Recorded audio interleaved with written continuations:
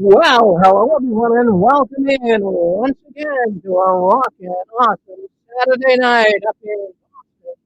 We have got a lot to talk about tonight, so we're looking forward to you coming and being with us. Boy, the Watchtower continues to keep stepping in deep doo-doo. We'll be talking about some of that tonight. And we're so glad that we have a number of programs tonight, so by all means, stay with us.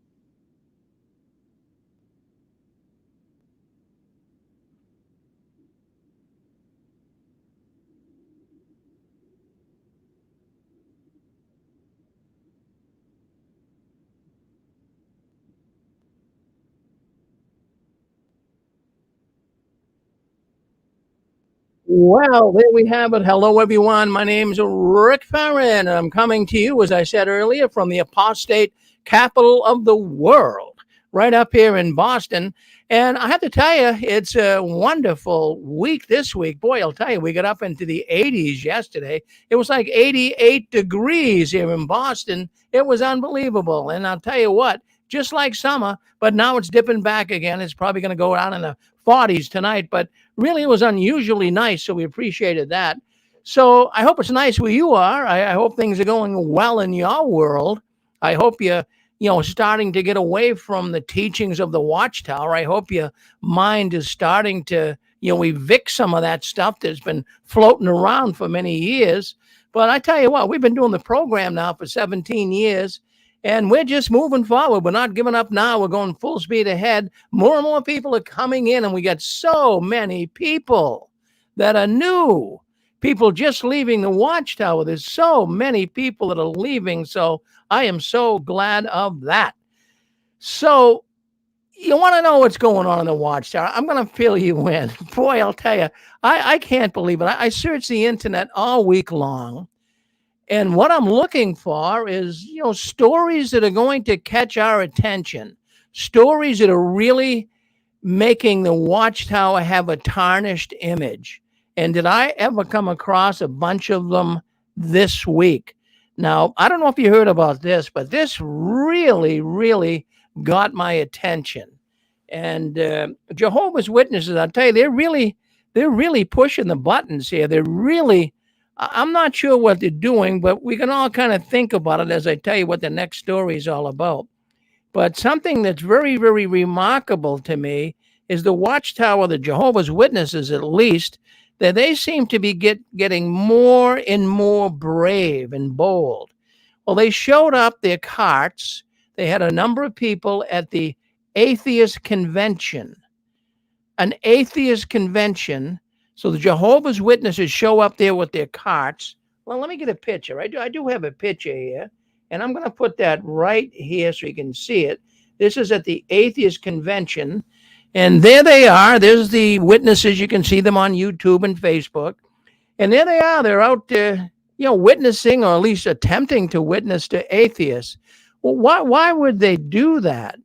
I mean, they're not getting into. I listened to the conversation they were having with this atheist man, but they refused to really engage in any intellectual conversation. Yeah, they just kept saying, go to jw.org. They'll answer the questions. Go to jw.org. These people are really like brainwashed, I hate to say it, idiots. And they're really not the witnesses of yesteryear. You guys were the witnesses of yesteryear, most of you, right? I mean, you could carry on an intellectual conversation with people.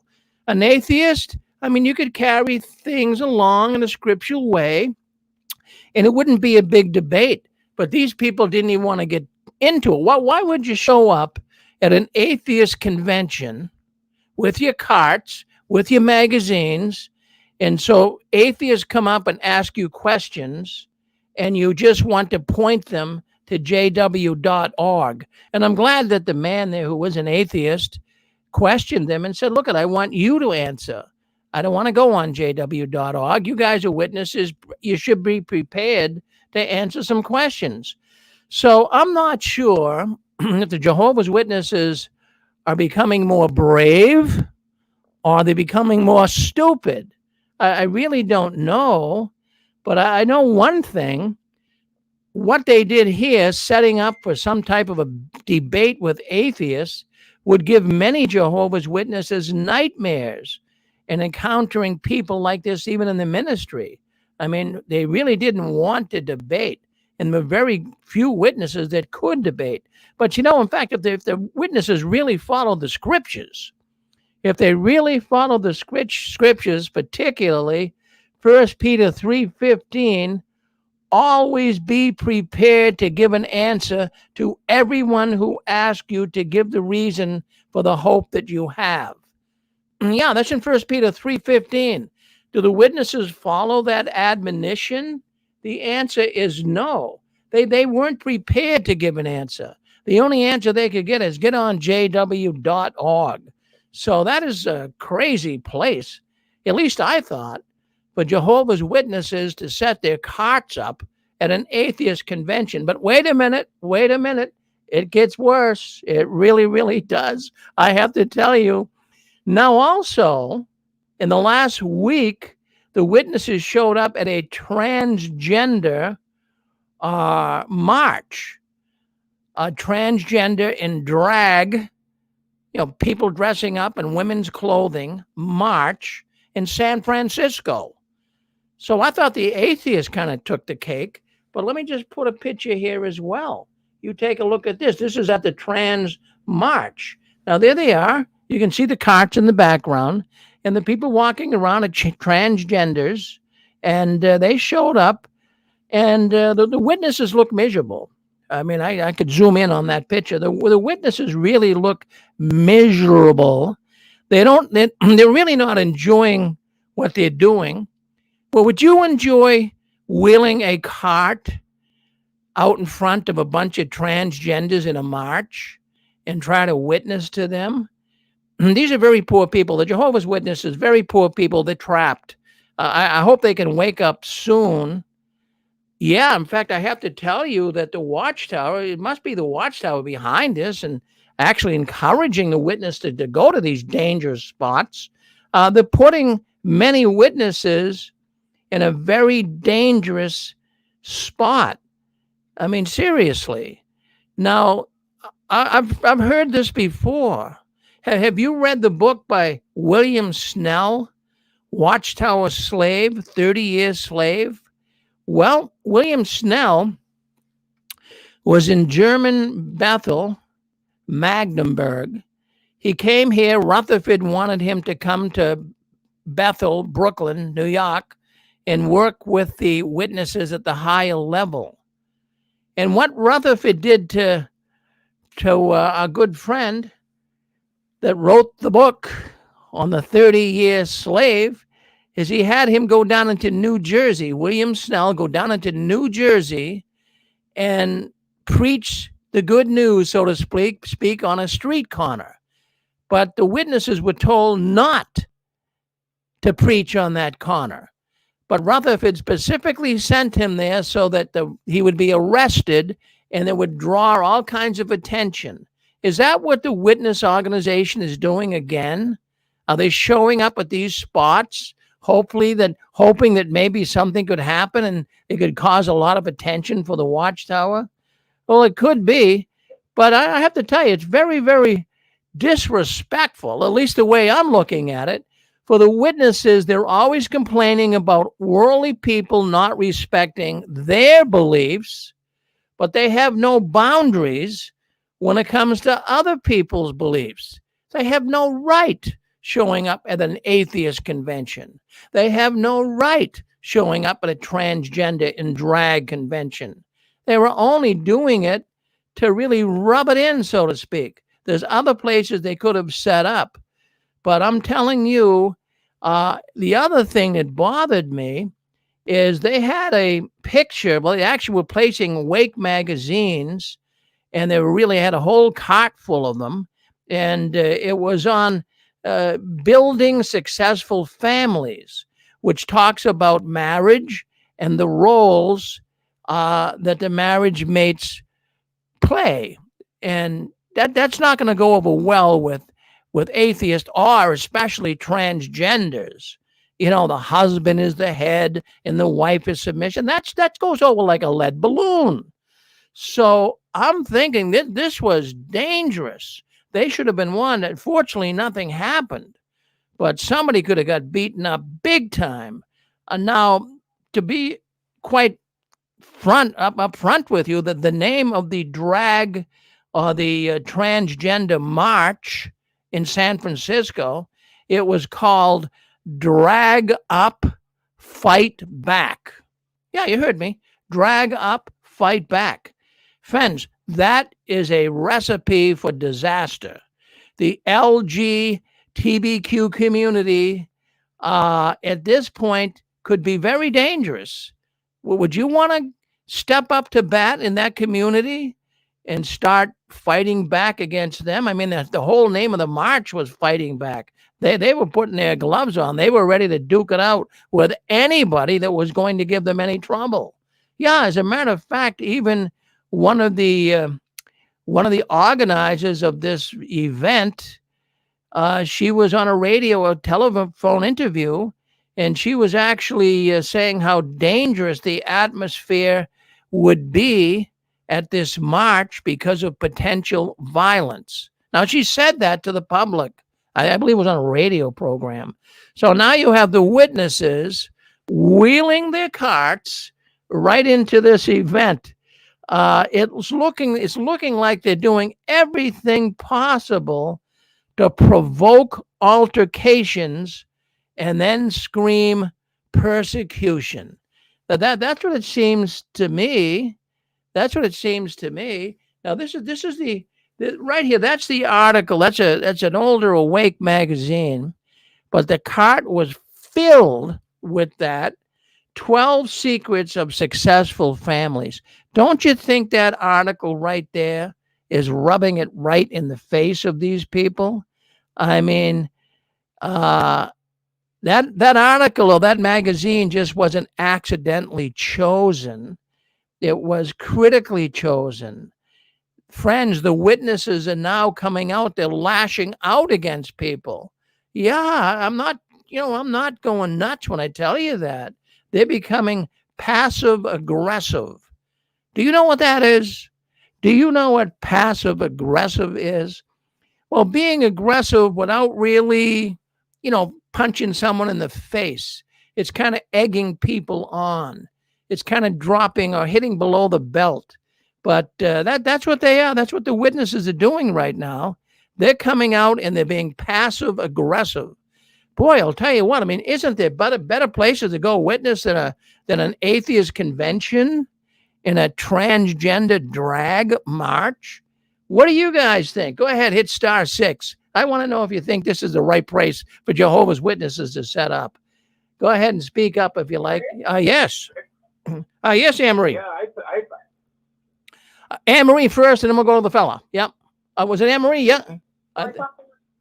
Is there somebody else? Go ahead, Anne-Marie. Go first, Anne-Marie, and we got some others. Go ahead. You know what, Rick? Once again, I have to say thank you. You're so on it. I just remember I am of the old school. I used to stand on the street corners in the financial district in San Francisco holding up my magazines. Every Saturday, we were always taught to be prepared to explain our faith and to show scriptural backup for our faith. And they were always telling us, no matter if they argue with you, you be peaceable with all men as far as it depends on you. We do not want to be antagonistic. Now, today, in 2023, it's almost like they've not only dumbed down the faithful, gullible, indoctrinated followers of Watchtower, but they have taught them, don't think, don't try to reason with anybody, just point them to this website. Well, now they're completely dependent because they don't know how to defend what they call the quote-unquote truth.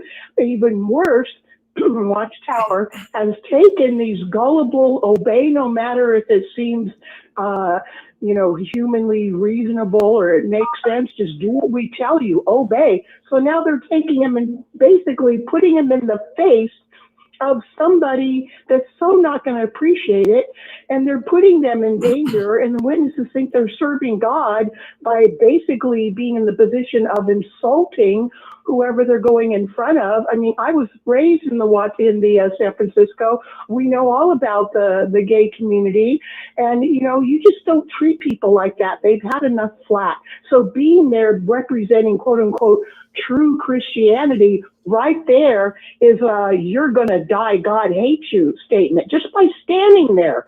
And Watchtower knows it. But further, they're putting them into the position of possibly being in an altercation, being spat on, hit, beaten, kicked, whatever, so that now Watchtower can claim persecution.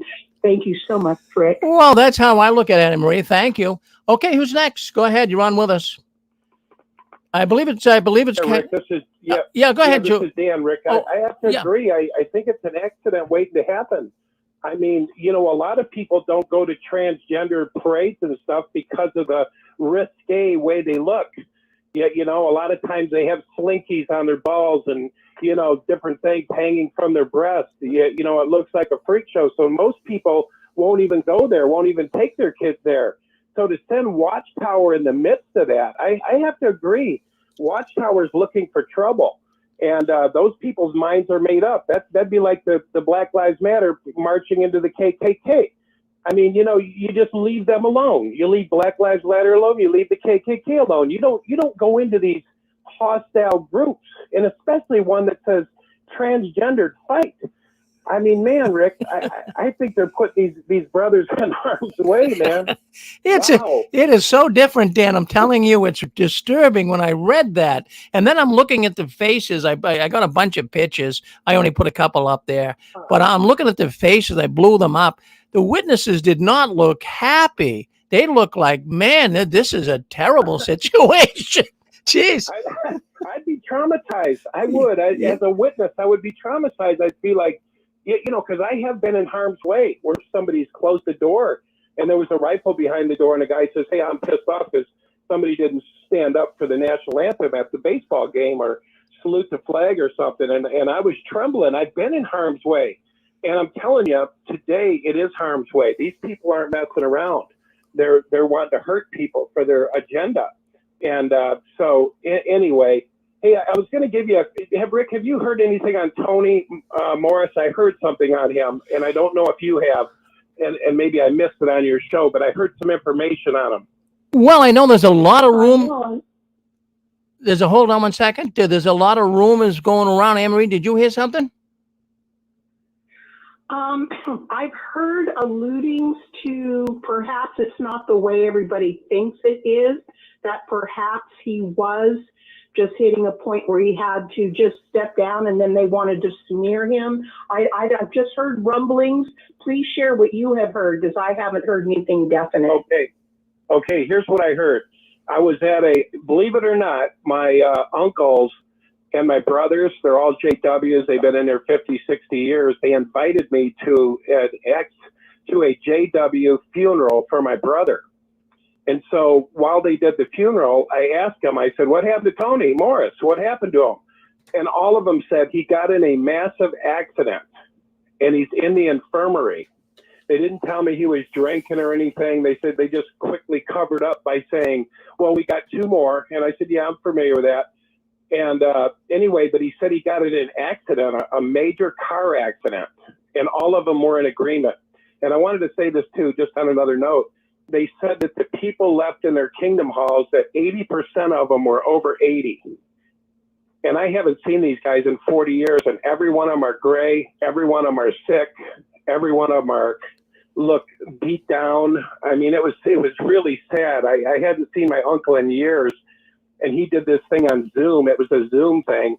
And I saw all my aunts and everybody, and they're like, yeah, it's right around the corner, and we're just so happy. And I'm like, you don't look happy. I mean, they really look miserable. But I was really surprised they invited me But basically, I didn't get a lot to say to them, a lot to inject. But I did say, you guys need to stop listening to these men in Brooklyn. You need to start thinking for yourself.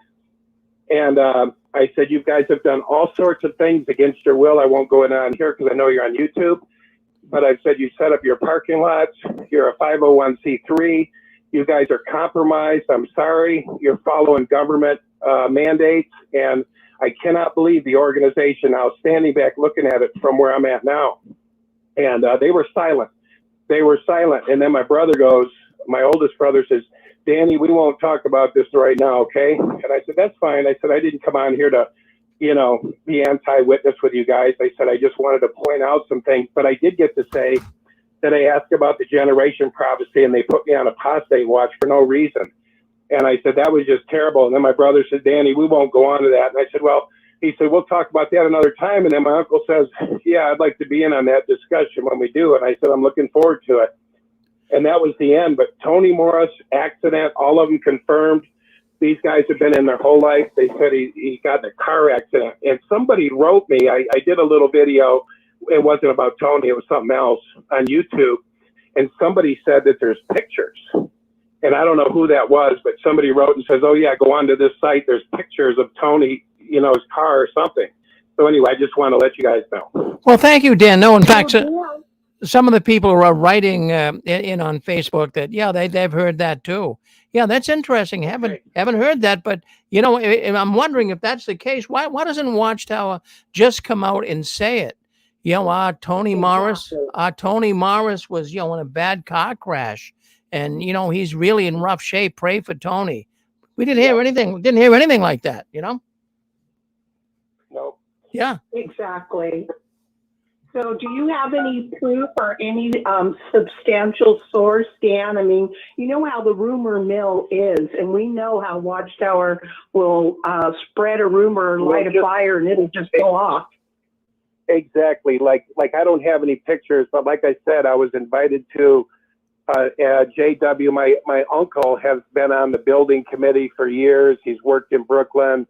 My other uncle, Neil, they're all fourth generation. They've been in it, like I said, 60 years. So when I asked about it, they didn't hesitate, did they, Angela? They didn't hesitate at all. They said Tony was in a bad accident and he's in the infirmary. They even used the word infirmary, which I've never heard. But I couldn't say, yeah, that happened. I saw with my own eyes, but I'm just telling you, I was in a JW meeting with elders who've been in there 60 years plus their fathers in there. And all the daughters, all of them, they're all, 100% witnesses. All of them were in agreement. And I trust my Uncle Neil and my Uncle Gary because they're lifers. It was weird. I got to tell you, it was like watching a freeze frame. It was like 50 years ago when I was watching them do this thing, the same clothing, the same tonality, the same scriptures. And I was like, oh my God, they're frozen in time. It was freaky. I got to tell you, because, you wouldn't expect them to invite me in there, but they did. And I just watched a freeze frame of, it was like black and white 8-track tape, watching them guys talk. But anyway, that's it, guys. But that's all I can say. But there is someone else online on YouTube who said the same thing. They told me to go to a site, and I will look it up and find out and see what the pictures are. But I believe that would be the truth of what I heard. Wow, that's amazing, Dan. That's amazing. Has anybody else heard anything? Who'd like to say hello to us tonight? Well, what about those witnesses showing up at the carts at that drag? And yeah, go ahead, Rick. Yes. This is Carrie. Yes, Carrie. Let me be a devil's advocate for a moment. Sure. If you want to put it that way, or if I want to put it that way. I don't see anything wrong with them doing that.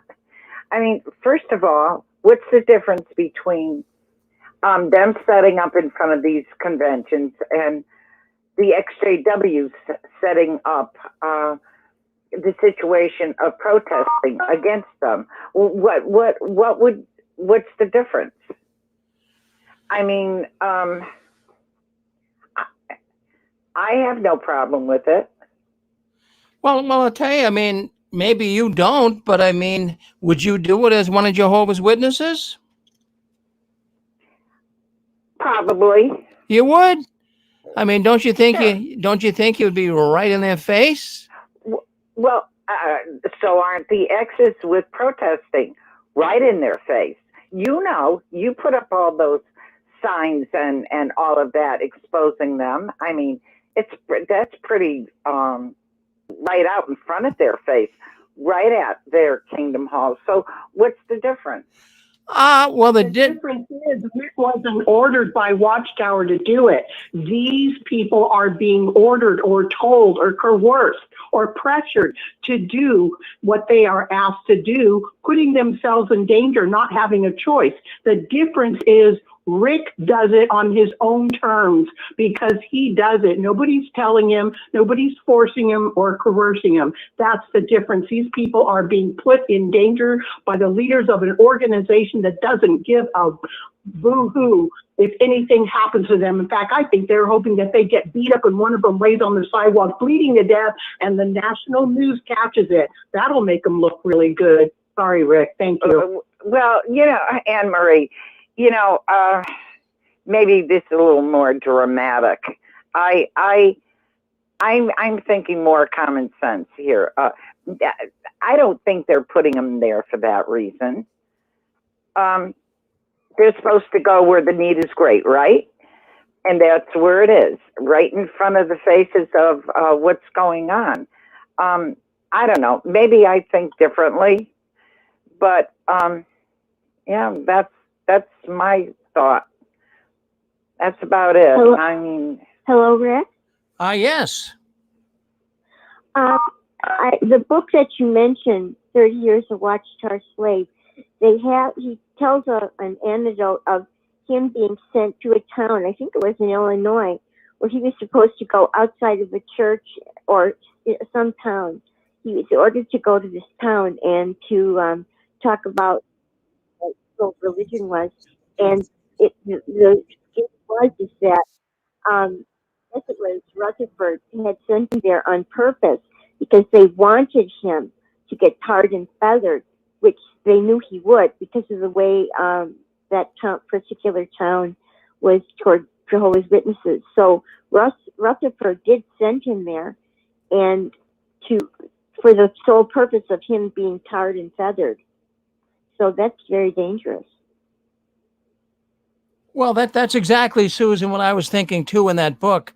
The Watchtower, perhaps right now, that they want to get what they're going to do is they could get sympathy. If those witnesses got beat up at that transgender march, then the Watchtower would get sympathy. Oh, look at this. That would make national paper. They would have loved it. They would have loved to have someone beat them up. But also, Carrie, I mean, you know, we're talking apples and oranges here. You're an ex-Jehovah's Witness, and you're not happy with what went on in that organization. So, you know, to be able to be outspoken as we are here at the Six Screens, we have a legitimate gripe. We were all hurt, for the most part, by the Watchtower organization.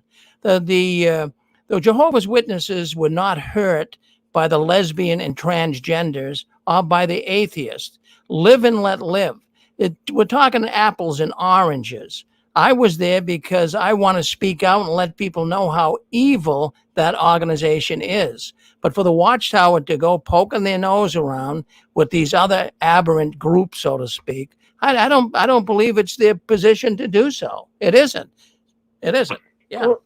Well, Rick, what's good for the goose is good for the gander. I mean, seriously, they're I agree. they're there because they want these people to make changes. We're there as XJWs because we want them to make changes. So, you know, I don't see a big difference or a big deal. Hey, Rick, I agree. Who's this? This is Susan. Hello? Oh, sorry. Yeah, go ahead, Susan.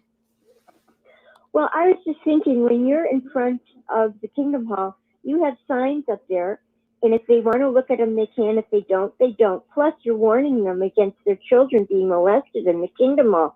That's warning people. That's not trying to get them to change. You're trying to warn people what to stay out of.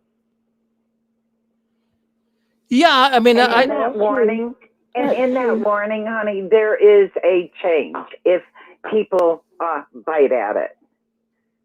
Well, I agree with you.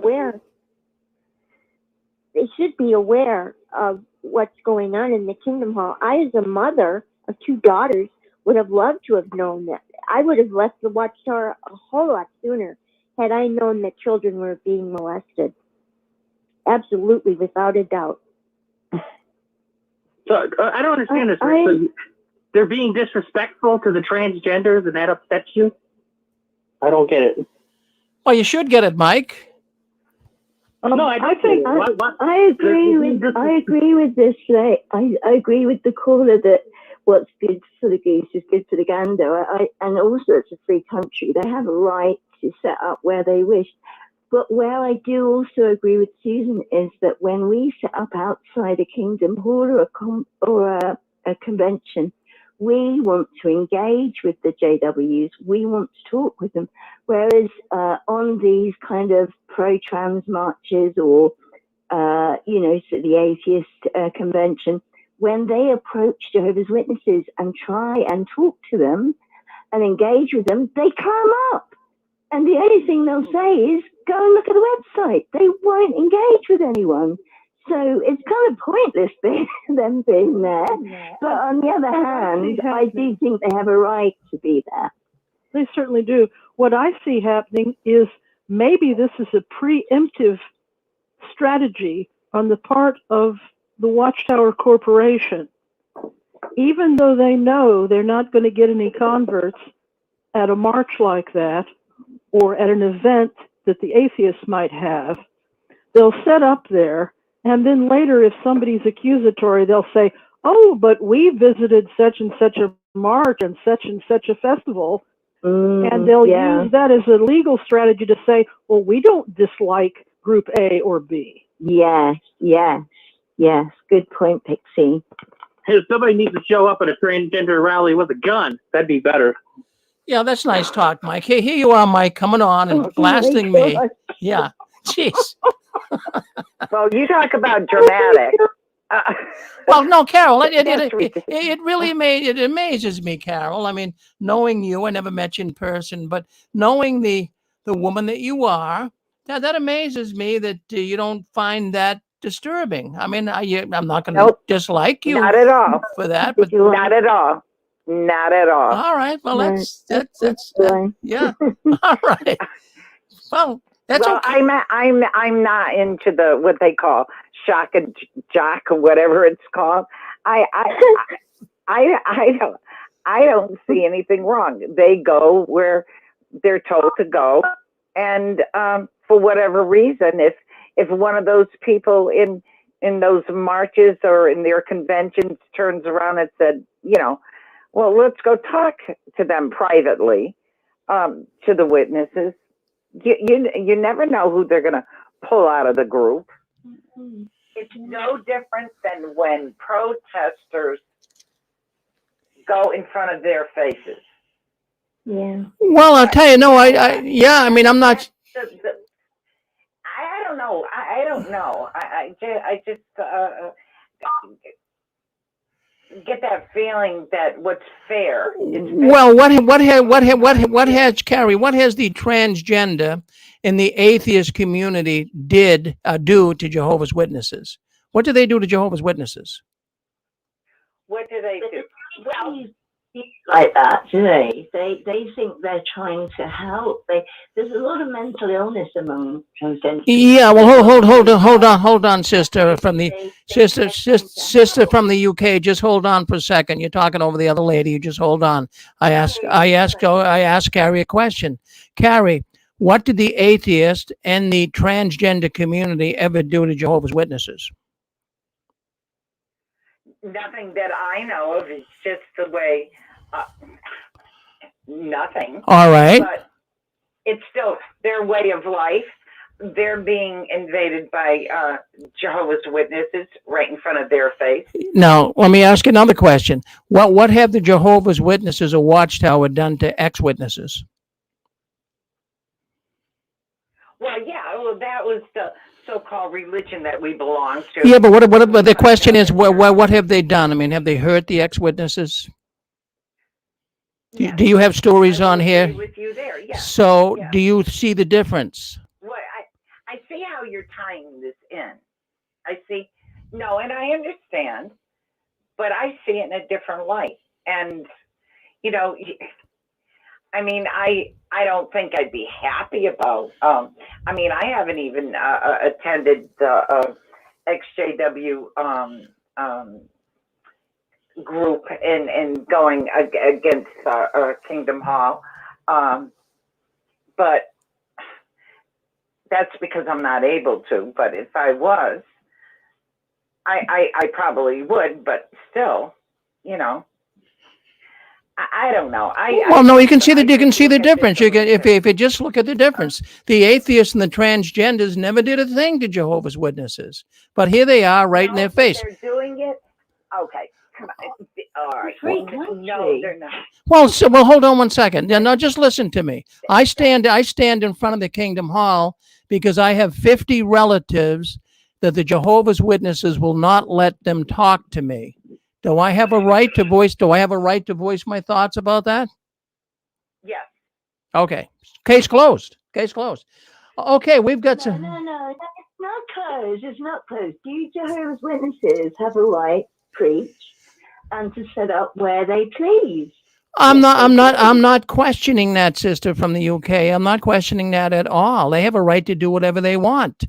But Carrie was using me protesting in the same vein or thought that she was saying that the witnesses were out protesting against atheists and transgenders. It's two different worlds here, two different worlds. Well, maybe, you know, I like the UK sister because she also has that a little common sense, or a big common sense going there. She understands what I'm saying. Can I chime in here? Go ahead, Jack. What I seem to see was witnesses doing what they do. They think they're at the end of the system. They're trying to spread their message and their literature. They want to get people to see things their way, that they're at the end of the system of things. I don't see the witnesses standing there as protesting against the parade in any way. Are they transgender people? Was it a transgender parade? It was a transgender and drag queens. That's a nice group. Okay. Yeah. No, I asked that because I kept hearing you say atheist. Okay. Well, no, there was hold on, Zach. There was two. They were there this week at an atheist convention and at a transgender drag march. Both places. Yeah, I remember as a witness, we didn't run from things. We just did that work of placing the magazines and preaching to people and reading an occasional scripture. I don't see it as a protest. I see them as doing what they do, and I don't think they are ordered to be there by the society. You know, witnesses get their territory where they work in, and some who are considered to have a lot of experience, they may send them into business territory or into territory that we don't usually get into. I see that as simply they're there with a message. It might not be popular to the people there, but they're doing what witnesses do. Well, I'm not saying they're doing anything wrong by being there, but I mean, go ahead. No slap in the face to the people who are there. It's just what witnesses do. And witnesses are not popular in general. You know, you go from door to door, people are not crazy about you coming. Well, yeah, but I mean that's different, Zach. The point would be it's disrespectful. It's very disrespectful. That the atheists never did anything against the Jehovah's Witnesses. They don't believe in God. They don't believe in the witness theology. And the transgenders never did anything to hurt Jehovah's Witnesses, but here they are in their face. Now, I protest, but I'm in their face because they hurt me.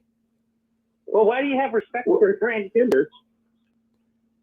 Mike, if you can't make a logical, intelligent conversation, then logical. No, you're saying they're being disrespectful for transgenders. I'm just asking, why do you have respect for transgenders? That's all I ask. Well, the question is, why would you ask that question? I mean, we know your position, so you want me to come on here. You want me to come on here. Now, Mike, you don't even let me talk. And why don't you let me talk? I let you talk. You ask me a question. Let me. Oh, forget it. I don't even want to get into conversation with you. You want to answer the damn question, answer it. I want to know why you respect transgenders. Because I don't hate anybody. You have hate in your bones. You hate anybody that doesn't think like you think. I don't hate transgenders. I don't hate lesbians. I don't hate atheists, but you do. That's God hates them. So you hate them too. God will. Right. God hates evil. Okay. Well, he must hate. He must hate you then. Yeah. All right. No. God hates evil. Yeah. Well. I think you're being evil here tonight, Mike. To be honest with you, you really are. All right. So. Okay, you're the sodomite Christian. You're a sodomite Christian then. Okay. All right. Okay, enough, Mike. Yeah. All right.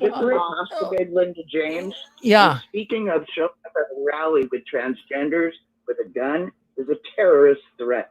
I don't want to hear him anymore. That's all I have to say. Yeah, no, that's exactly right. What Mike just did. That is a threat. He could actually be arrested for that. The way things are today. Yes, go ahead, Kurt. Yeah, it's a real good discussion. I think you've made your point well. Zachary and the two sisters before him that have a disagreement with you, I understand what they're saying. Real quickly, I don't see, you have made a distinction between what you do and what they do. It's very clear. But I would say this, the witnessing for the witnesses or any group, for example, an atheist convention would be a good opportunity to witness at an atheist convention. If the JWs are there, and they should be prepared to talk with any atheist that might want to talk, but they would have to be, very peaceable and calm about it. The transgender group there would be a little more difficult for me to communicate with, but I think it's a good opportunity, especially at the atheist convention, in my mind, to witness to people, if it can be done there on the spot and in a very peaceful way. So I just wanted to mention that. Thank you for taking my call. Well, thank you, Kurt. Your phone seems good now, too. Your phone seems good. But just to make it very clear, my position, it's like apples and oranges, protesting what I do against the Jehovah's Witnesses and showing up the witnesses with their carts at an atheist and a transgender parade. Let me just tell you the difference. When the Japanese came over here and bombed Pearl Harbor, did the United States have a right to retaliate? Well, they just say, forget about it. Ex-witnesses have a right to retaliate against the Watchtower. I don't have a soft spot from the top of my head to the bottom of my feet for this organization. So there's a difference. There's a difference. The Watchtower doesn't have a right to retaliate against the transgenders and the atheists. They mind their business. Jehovah's Witnesses were not minding their business, period. Okay, we have somebody else. Go ahead. You're on with us. I believe it's, was it Chris? Yeah. Go ahead. Yep. Hi, Rick. Hi, Christine. Hi. Hi. I just wanted to add, looking at the big picture of how history shows that the leaders of Watchtower never hesitate to throw the rank and file under the bus. So, for example, we have the Malawi incident. We have the incident in the in Mexico, in different countries, where even now, like with Russia, the rank and file are being thrown under the bus. So if I look at the big picture, they don't hesitate to put. Oh, hold on, wait. I got you on YouTube. Just a minute. I got to turn off YouTube. Sorry. Hang on. Sorry. That's okay. Yeah. Okay. I'm getting off YouTube. Hang on. Okay. That's okay. Yeah. My general statement is, it's still. Go ahead. You're with us. I'm sorry. It's just a bigger picture of how there should be some discretion when putting the rank and file into certain areas, and then I guess I'm trying to say that they've never had good discretion in where they send witnesses or how they tell them to don't buy a political card, or different instances where witnesses were martyred and ended up in prison or whatever. So for me, I look at it more along that line. And I did have one point to make. The way the world is going today with all the violence, even you, Rick, you were watched out for with the undercover cops that came in to, check in on you and make sure everything's good. So there's just a couple points I wanted to make, that maybe how to look at it, that there should be more discretion by the leaders where they send the witnesses. That's all I wanted to say. Well, thank you. Thank you, Christine. Okay, we have area code. Well, let's see, 626. You want to come in? 626. Yeah, Rick. This is Rick out in California. Yes, Rick. Yes, I do believe that the Jehovah's Witnesses are trying to provoke something for the sake of feeding their persecution complex. I think they are particularly expecting a reaction from the trans community, because if I'm being honest here, the trans community has just as big a persecution complex as the JWs do. This is a group that's being taught that if you don't affirm that I'm a woman or a man, that's equivalent to genocide. That's basically the rationale of the woman who shot up the church in Tennessee a few weeks ago. They wouldn't affirm that she was a boy, and that's what she did. That was her justification. But if they think they're going to get sympathy from the government or the media, they're in for a rude awakening. Because after the shooting, they painted the shooter and the trans community as if they were the victims, not the victims themselves. So if the JWs get the response that they want, they're not going to get sympathy. They'll feed into their persecution complex for sure, but they will not get sympathy. That's just how I. Well, I agree with you. Yes, they're not going to get sympathy. So thank you, Rick, calling in from out there in California. Appreciate it. All right, we got a lot of people. Yeah, we're gonna. In fact, I'm gonna ask Christine. I'm gonna ask 626 to mute their phones. Mute your phones, okay? Just hit star 6. Yep. Hit star 6. Okay. All right. Sorry. All right. Okay, go ahead. I believe we got 615. Go ahead. Yep, it's Eric. How you doing, Rick? Yes, good, Eric. I was just going to add a point. When you were presenting on the material, and I was thinking in my head, is it possible that this is the beginning of Watchtower doing their so-called judgment message with quotation fingers? They talked about it. They used weasel words. Perhaps, maybe we will have a judgment message. I have to agree that it seems very ballsy to show up. It's like you're looking for a fight, you know? There's other ways to win people over from Christianity, and it's not just throwing the Bible in people's faces. It's love and understanding and non-judgmental attitude. But I just thought I would add that to your show. Yeah, well, thank you. I mean, there's two camps here, and I'm not going to beat up the camp that looks otherwise. I'm certainly not going to do that. But there's two camps. There's two different opinions on that. But you being, when you were one of Jehovah's Witnesses, Eric, would you have gone out there and gone to a transgender drag parade with your cart? Nope. In a million years. I mean, I think it's crazy. I think it's crazy, Yeah. but not only. Who am I to judge? Yeah. To judge anybody? Yeah. I'm guilty of sins. We Oh, all yeah. are. We- I don't know. Well, I took a real. I mean, I studied the faces on the people. I blew the pictures up. I got a bunch of pictures, and I blew them up. No witness was smiling and happy. Man, they looked like they were going into World War III. Seriously, it's amazing nobody got beat up. I mean, I'm looking also at the safety factor. Somebody could have got hurt, especially when that woman came on the radio that organized it. And what was the name of it again? Let's go back. Let me give you the name of that parade. I mean, that was terrible. The name of it itself was Drag Up, Fight Back.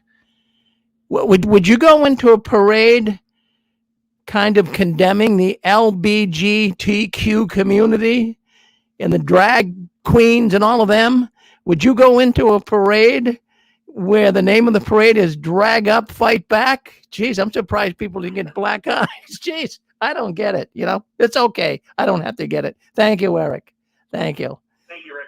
All right, so there you have it. I mean, well, look, what can we say? I know we have two camps. I'm not mad at anybody here.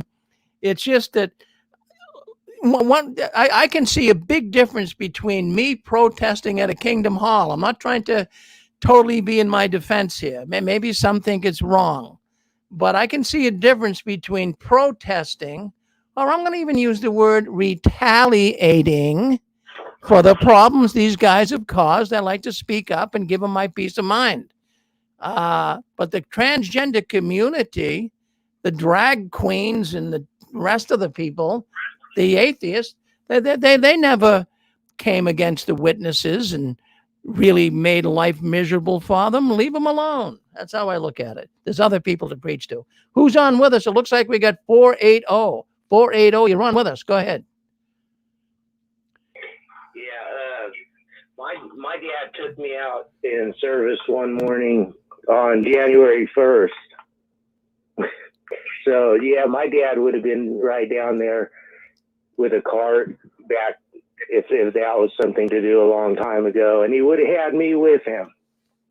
And I would, if I was still in, I would have went and done that, run a cart. Well, you would have had to. Your dad would have made you go, right? Yeah. Yeah. But, another thing I was thinking is I wonder if they're going to start showing it up at other kind of, what are these conventions they went to, or rallies, or protests? What was it? Atheist, wasn't it a convention? The Atheist was a convention. In the transgender and drag queens, that was a march they had in San Francisco, of all places, Well, thank you, caller, for coming in. It looks like we got 602. 602, what's on your mind? I'm sorry, go ahead, Susan. R.A. Marie, is it? Yeah, if it's okay. Yeah. Thank you so much, Rick. As you know, I was born and raised in the, let's say the capital of the gay community. And, we talked as Jehovah's Witnesses, the subject came up about what would happen to them. And we never, ever, when the subject came up, thought of talking to anyone of the gay community or homosexual community, because God has already condemned them. And if they ever really wanted the truth, Jehovah would point them to the truth. That was the way it was. We stayed as far away from anybody who wasn't heterosexual as being already condemned. Why contaminate ourselves? And again, I just want to focus on a point that I think is important. Why are these witnesses out there? That is a confrontation. Maybe they're not up in their face, but let's face it, it is a passive aggressive confrontation. And does any one of those witnesses, if you got them in a quiet corner, would they say, yeah, I really want to be here, it was my choice? To me, that's the difference. Watchtower pressures and prods and coerces these people to do whatever Watchtower wants them to do. And I do truly believe that they're hoping at some point some of these people that the Watchtower is putting their witnesses in front of is going to get attacked and going to be brutally beaten and maybe bleeding everywhere, and they want it on the national news. I truly feel that way. because Watchtower never misses an opportunity to make themselves look good, to cry persecution. We're just Christians, and look what these evil people are doing to us. And they stay safe. The Watchtower rank and file, they're always put in the front lines. Thank you, Rick. Well, there you have it. Thank you, Anne-Marie. Go ahead. We get 602, Arizona. Go ahead. Hey, Rick, it's GG. GG. Hey, listen, GG. Hey, listen. Hey, I got a different take, and it's kind of more like a Jimmy Bell type of take, but I really think that Watchtower is going to tell the people quietly, don't ever protest at any of these gay pride events and trends. And this is the reason why I say this, because Watchtower's Bible is called the New World Translation. And if you go into jw.org, they'll have an opinion on panda bears, chocolate bars, on any subject under the sun. Watchtower will have an opinion. But when you type in the word transgender, it's nothing. There's absolutely nothing. So I'm not talking. This is where I think the argument, when people are calling in, they're letting their opinions guide them. I'm saying, put your opinions aside. Why would Watchtower not mention this subject when they talk about everything under the sun? The answer is very simple. It's the same thing like with Bud Light happening and everything else. Watchtower is pledging allegiance to the New World Order. They told us not to pledge allegiance to the flag, but Watchtower is pledging allegiance to the New World Order. So anything that is sacred to the New World Order and transgender is sacred, then Watchtower is going to be quiet because they're trying to gain favor. You see, we're talking about a corporation, a multinational corporation that is trying to make favor with these New World Order types, with the United Nations, with the World Economic Forum. So I really believe that Watchtower is probably going to send a letter to the congregations in San Francisco and just kind of say, hey, you know what? This is not the best venue. Maybe we should try something else. And, but quietly. I really don't think Watchtower is going to want to pick a fight in this arena. And my brother Jesse and I have talked about this extensively, and we just base it off the front cover of their Bible. It says New World Translation. What more evidence do you need? Well, good point. So, I mean, what you're saying here, and see if I can't digest it. So you're saying that the Jehovah's Witness organization is kind of pandering, or at least playing along with the transgenders and the drag people? No? No, they're pledging allegiance to the New World Order, to the World Economic Forum. And in their website, jw.org, there's not one mention of transgender. But type in the word panda bears, and there's articles upon articles. Why is Watchtower silent on this issue? Because they do not want to offend the people they're trying to gain favor. It's like when you're trying to date a woman or a man. You don't bring up the subject that person doesn't like. So Watchtower is silent on this, and they're going to be silent on this from a corporation, because they're trapped in a corner. They can't talk about it in a negative light because it's going to, they're a religious organization. But they can't say anything bad about this because they're trying to gain favor of the United Nations. This is why, if you look at the articles about homosexuality, Watchtower has toned it down. And I'm not talking about your personal opinion of homosexuality. I'm not talking about our opinion. I'm saying the evidence of Watchtower, jw.org, is telling you that they're silent for a reason. They have scaled back their criticisms of homosexuality. They scaled it back a lot. And now they're scaled it back to the point where they're just trying to be quiet. Well, why were they out there at the transgender march? You think that was just done on their own, or you think Watchtower was behind it? Yeah, I really, that's my gut feeling, and I think Watchtower is going to put a stop to it. Like if it continues, if it happens again, they'll probably send a letter to the elders in San Francisco and saying, hey, tone it down. Go somewhere else. Don't do this. We don't want to. They're not going to take a stand against it. But they don't want to be in the spotlight on this particular issue because it offends the people they're trying to gain favor of. And all I'm saying, Rick, is put your political and religious beliefs aside, and just think, if you were an evil member of this type of corporation, what would you do? And I'm thinking what happened is just a rogue. It's a rogue incident, and I think that they're going to just quietly try to hide it under the rug. But I'm trying to put my feelings aside, if you understand what I'm saying. I do. Well, we'll see what happens. We'll see what happens. It could be a rogue incident, or it could be more to come. Or only time will tell. I don't know. I don't know where to go with it. I mean, you're making sense, but what doesn't make sense to me is them showing up there and whether Watchtower sanctioned it. Well, we'll just have to see. We'll just have to see when the events. I think time will tell. Yeah, time will tell. Well, thank you, Gilbert. All right, thank you very much. Hi, All right. Rick. Hi. Hi, Rick. This is Apostle Babe again. Yes, Linda. I don't know. I haven't seen the article or anything, but I pictured them being at a certain location on a regular basis. And this, drag up whatever thing happened on one day.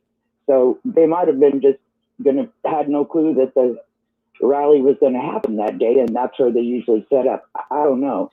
But I think the thing that Anne Marie is bringing up, the point she's bringing up, is very similar to back in the day when Jehovah's Witnesses were given the assignment of wearing those plaques, those signs, and to literally stand in front of a Catholic church and do, walk around and around and around saying religion is a snare and a racket.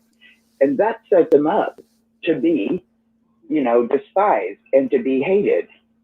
That was given to them as an assignment, Then it's not very safe that they were told to do that back in the day.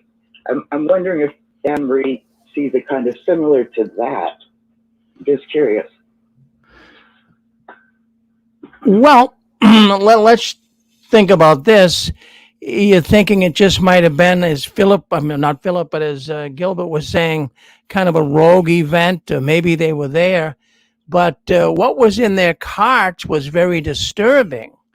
The carts were the carts were filled with an Awake magazine. It's an older magazine, but that's what the witnesses are instructed to do. And the older magazine, the title on it was Building Successful Families. And it talks about the marriage roles. And, the wife is to be submissive. I mean, we know that doesn't exist in the transgender drag world. No. They don't go with that. So, it was a magazine that was targeted toward that group of people. So that's what got me thinking the Watchtower was behind this. Maybe so, yeah. Maybe so. Yeah. But I kind of think that they don't. I can believe that they didn't see that coming. Like, if that's where they were told to go that day, even if they were assigned that day by whoever was in the Kingdom Hall, you know how they get together, have their talk or whatever, say a prayer, and then they go out. Yeah. And go to designated areas that so-and-so just told them to go to that morning, Yeah. Well, it's so hard to know. Not up on the latest news. They wouldn't even know these guys are showing up. Yeah. Well, I know that's a possibility, but the magazine is disturbing. That is in their face. If you wanted to take a magazine and rub it in the face of a transgender or a drag queen or a person that is a lesbian or a homosexual man, and you want to really rub it in their face, talk to them about submission and the roles of the wife, the roles of the husband, that doesn't apply in that world. It doesn't. So it seems like it was planned, but I don't know for sure. I mean, I don't know. I can only, be like the CIA here, try to gather intelligence and see, but we don't know. All right. I'm very interested to see that article. So yeah. if you can bring it my way. Go ahead. I'd like to hear your 2 cents. Rick has something too. One more thing. When there was a fire in San Diego years back of a Kingdom Hall, the LGBTQ community had a church nearby, and they took money and gave it to them because they had their Kingdom Hall burned down. So there is compassion from this community, even though they don't have the same doctrines. It's like they were moved to do that. So I just thought I'd mention that. All right, Linda. Well, no, I've heard that too. I've heard that too. But the LBGTQ community never picked on the witnesses. But I would say that at this point they were picking on them. Just my thoughts. Okay, we got another woman on. Go ahead, sister. I think, Oh, hold on, we got a sister on. Go ahead. Okay. Well, I mean, if you look back at the, sorry, my throat's a little, should have cleared it, but when you look back at a year or two ago, they have the drama where a woman was wearing a bracelet, selling bracelets for the LGBTQ community, and the girl's like, I don't want that. And it's kind of a scene, and that's the example, right? So I kind of feel like that, and the little Spartan, or not Spartan, but the other one where, the Sophia cartoon or whatever, where they're wearing, where he has the toy. Oh, wait a minute. She's got, I'm sorry, I confused two together, where one of her little friends has two moms. And so I feel like they're setting up an opposition. So I feel like this is part of the dang new world, you know what? And I feel like with the UN telling, that's part of the agenda. I'm not saying anything to criticize or anything, but there is a agenda to get, people interested, kids and things like that going on, where they're interested in turning transgender and stuff. It's in the curriculum and everything. And I'm not trying to put any judgment in it. I'm just saying that is, and part of it is so that they don't have kids.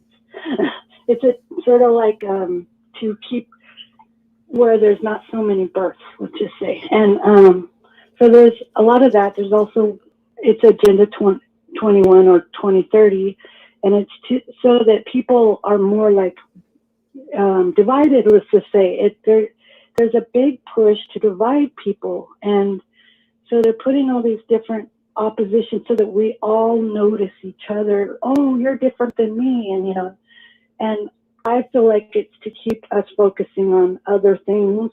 We're too busy bickering about our own little issues because they created the issue. It's been put in our schools. It's been put on TV. I don't watch TV a lot, but I every now and then take a break. And it's really hard when I watch TV because I notice things right away. And I noticed like a year ago, different shows like Carnival Row. If you watch that, that's one example. They have all these different people with different, everybody's focusing on little stupid things and grading each other. Oh, you're bad because of this. You've got. Well, they're causing division. They're causing divisions, Kim. Absolutely. Absolutely. Well, I feel like it's that. I think I'll wrap it up here. Sorry. Good. I feel like it is sort of like they're supposed to, with the UN, because they're an NGO, they have to follow the rules and they have to promote unity and all these other things, and they are doing that. I see them doing that. Climate change, all those things that are on the board to talk about and push. Well, it's obvious, Kim. It's obvious. If people, everyone you talk to, I'm up here in Massachusetts. Every single person I talk to, they see this. They see this.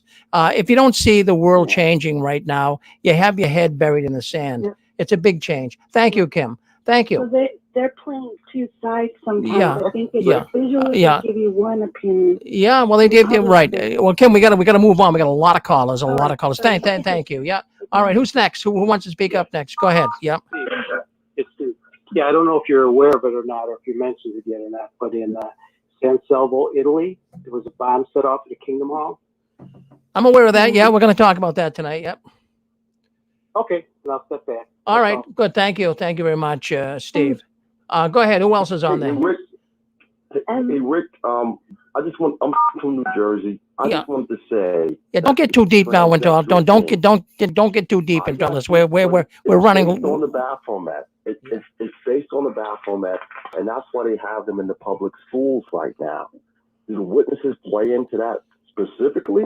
We're not going to throw everything on Jehovah's Witnesses. That's not the point. When he says New World Order, he says New World Translation because it feeds into the government paradigm about what they want this country to go through by turning from Christ. we know that the law of opposites is witchcraft.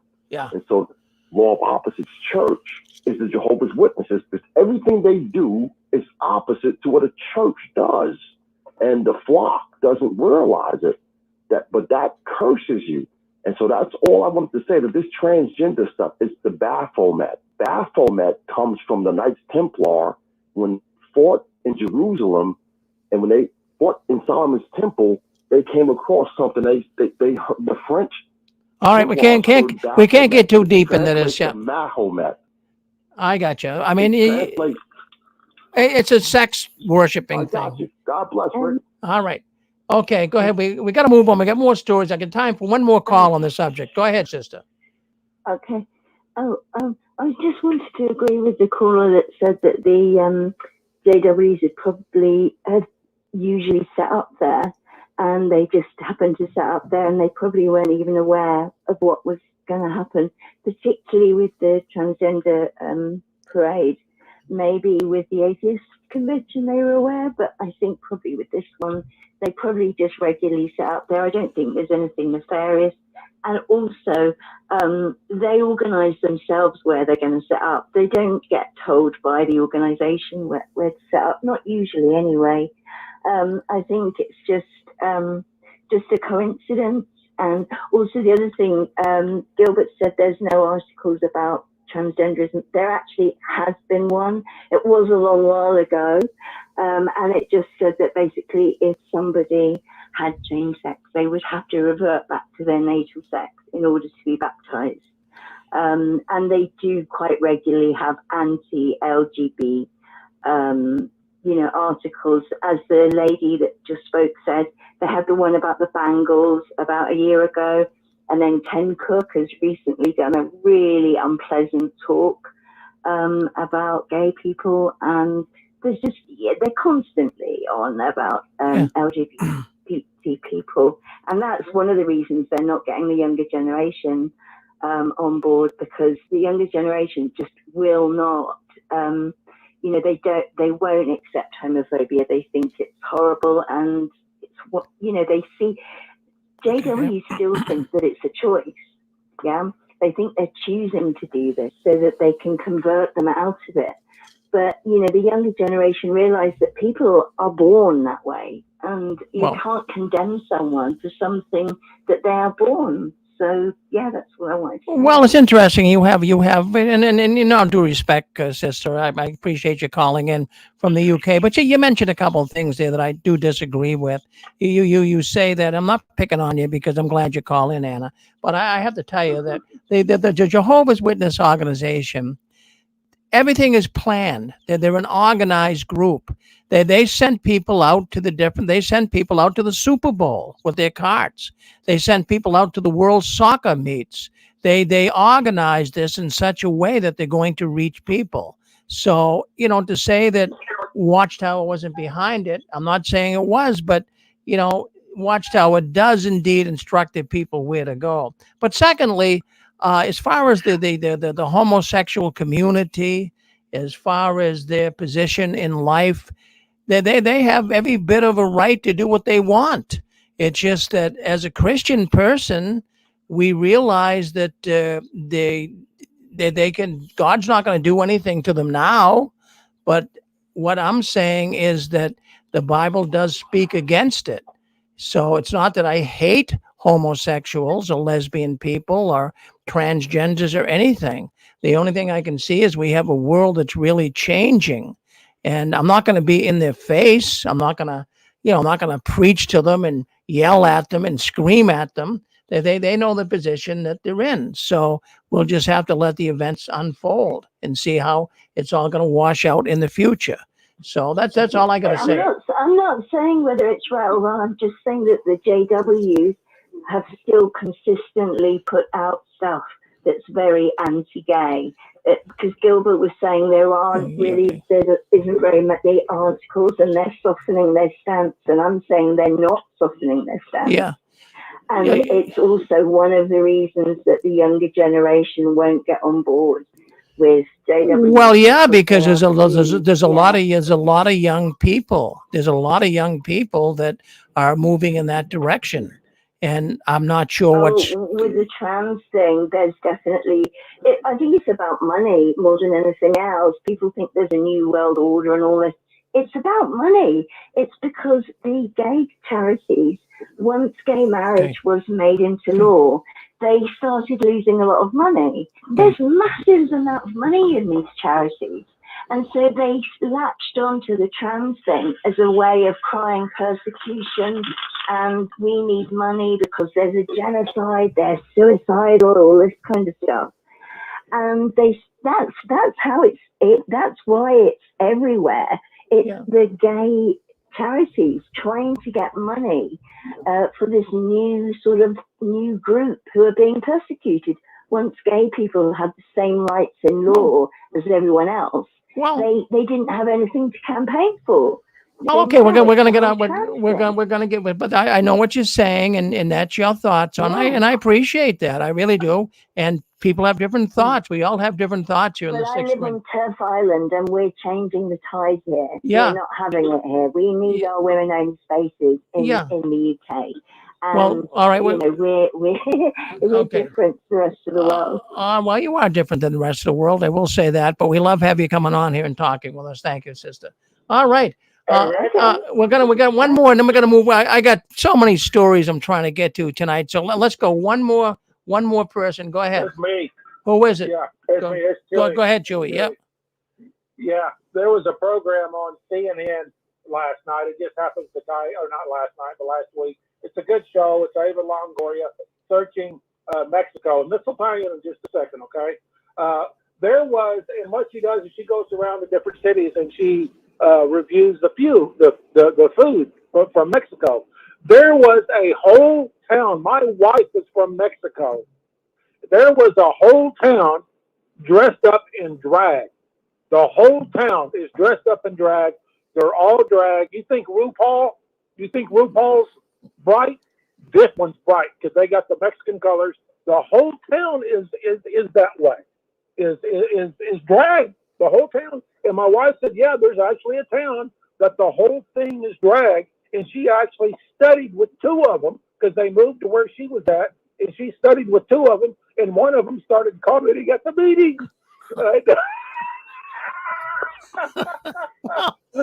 laughed when I heard that. I said, well, what happened to him? And she said, oh, I moved to the United States. I forget. Well, I don't know what happened to him. But she said, one of them was dressed up, commenting at the meetings. I was like, wow. Yeah.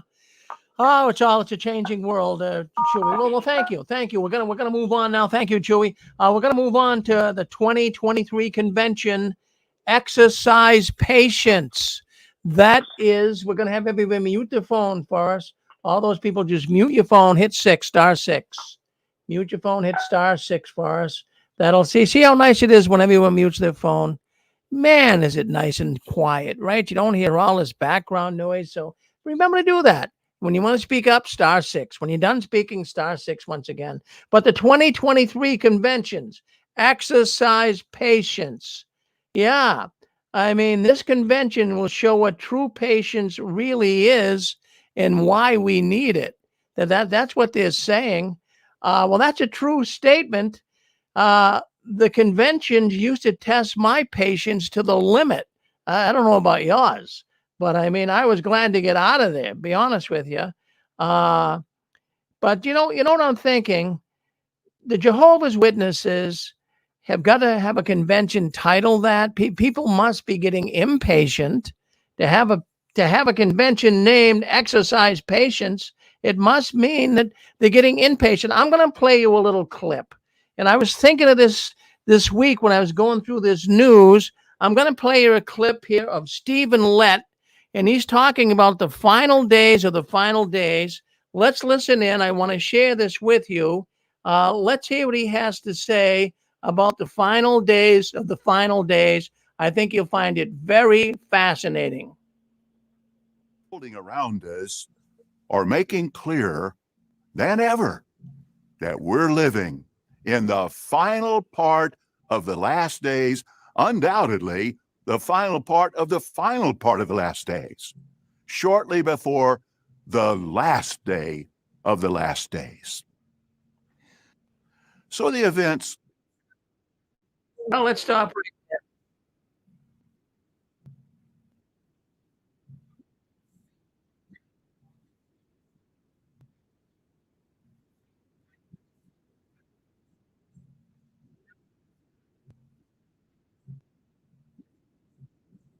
Does that make sense to you? Now, no wonder why they have a convention on patience and how you have to exercise patience. I mean, with talks like Stephen Lett, I mean, this guy, he looks like he's going to pull a rabbit out of a hat at any given moment. Is this guy some type of a magician or something? Geez, he comes on like it's unbelievable. So he's saying that the events unfolding around us are making it clearer that we are living in the final part of the last days, undoubtedly the final part of the final part of the last days, shortly before the last days of the last days. That's exactly, I'm quoting it verbatim.